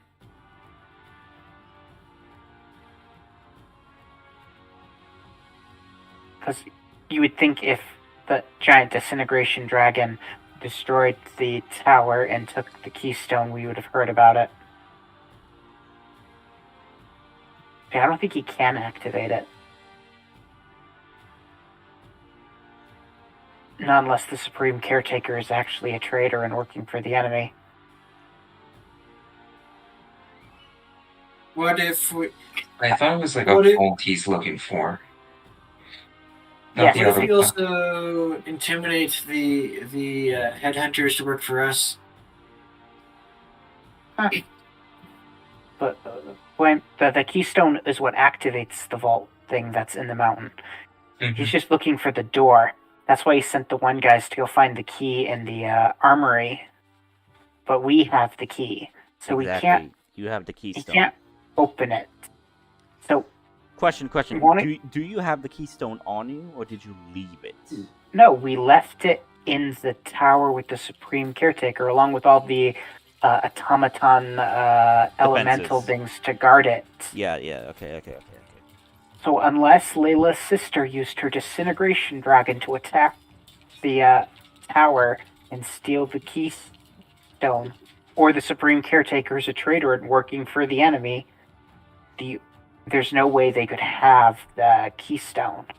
Mm-hmm. So it's less about securing the secret vault of doom that's in the mountain, and more, I just don't want to face an angry lizard monster. So basically, you just want to go secure the door or whatever is there keeping whatever ancient mother of demon artifact there, and stop the Baron and stop the headhunter as well. That's possibly within the mine itself or within the fort, depending on the situation. But yeah, basically you guys want to go into the mine. So next session we'll pick up to the point where you guys do go inside the mine. Does that sound fair? We'll probably take another vote if anyone else shows up next session. Yeah, because like seeing that Python is not joining us at times, I'm going to see if I could contact him and like ask if he's still interested. If he is not, then like I'll boot him, but I'll keep his character sheet. Okay. The point is because like, oh, maybe he might contact me again saying like, oh hey, I would like to join again. It's just like, because I know Bramble can't join us all the times because of their medical condition, which I understand. It's just like he's missing a lot of the story, and I want them to be involved, but like it's hard for them. Mm-hmm. But now, what happened to Sophia as well? Oh yeah. So so Sophia, like she's because me and her also play in another D&D game, and like having 2 consecutive games like on the same weekend, it's a bit too much. But like if she ever decides to like, oh hey, I would like to join in again, she could join in. But overall, I'm thinking of trying to find one more permanent player, maybe 2, depending. I mean, because we have like 1, 2, 3, 4, 5 if you count Bramble, but again because of Bramble's condition. But basically, I'm thinking of at least having maybe 5 or 6 players.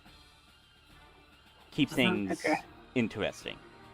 Obviously, combat will be a bit longer in certain situations. It's just like, oh hey, I at least want like you guys to like, oh, if someone can't make it, there's not going to be like a He doesn't. to But yeah. Also, if you guys have friends who might want to play D&D, message me, hook me up with some. I'll do an interview with some and whatnot. Hey, GM. Yeah. Do you have a Steam account? I do. So Dungeon Alchemy does have a free demo if you want to try to see the creation tool. I'll check it out. But yeah. So with that, I would say that's it for housekeeping. So we'll end the session here. And again, I did say that once you complete this quest of stopping the Baron and whatnot, you will level up. Okay. I can't remember if you guys leveled up or not previously, but like after this, you will level up.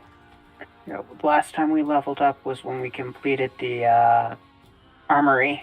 Yeah. So after you complete this major event, you guys will level up.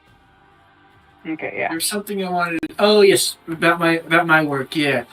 So today was an outline. The last couple sessions were outliers. They were still figure out my schedule. And today it was supposed to be. I was supposed to make it here on time at around if 6.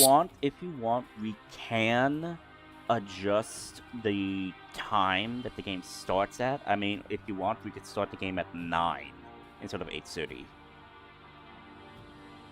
Up to you guys. I'm now. They've fixed my schedule, so now I'm supposed to be getting home at 5 p.m. PST around that time. So you should make the 8:30 timeline. Yeah, I should be making the 8:30 times. Just today was an outlier because they needed me to work overtime. No, that's fine. It's just like if it comes to that, I don't mind adjusting the time of when the game starts. 8:30 is just like, oh hey, I expect you guys to be here, and then like we could like discuss and then start it. But overall, that's gonna be it. So I'll catch you guys later. Again, message me if you have any friends that might want to take in D&D, because again, this is a homebrew fun game. This is where like people who are new at D&D want to try it out. This is just us having fun. No importance on my one rule is we have fun. And a little Speaking of that, reminder. there's been a new fun subclass, Paladin subclass. I'm pretty proud of. Yeah. Oh, and a little reminder: the new book comes out in 3 days. Yeah, I'll keep that in mind. So Yeah, I okay. will catch you guys next session. Again, message me if you have any friends. Message me in the general or game chat of the thing, and I'll contact them. Okay. Alright. Alright. I'll even put up a Yeah, post in Roll20. We'll see how it goes. Okay. Yep. Okay, See you guys then. Have a nice night, and have a nice Yep. weekend. Good night. You too.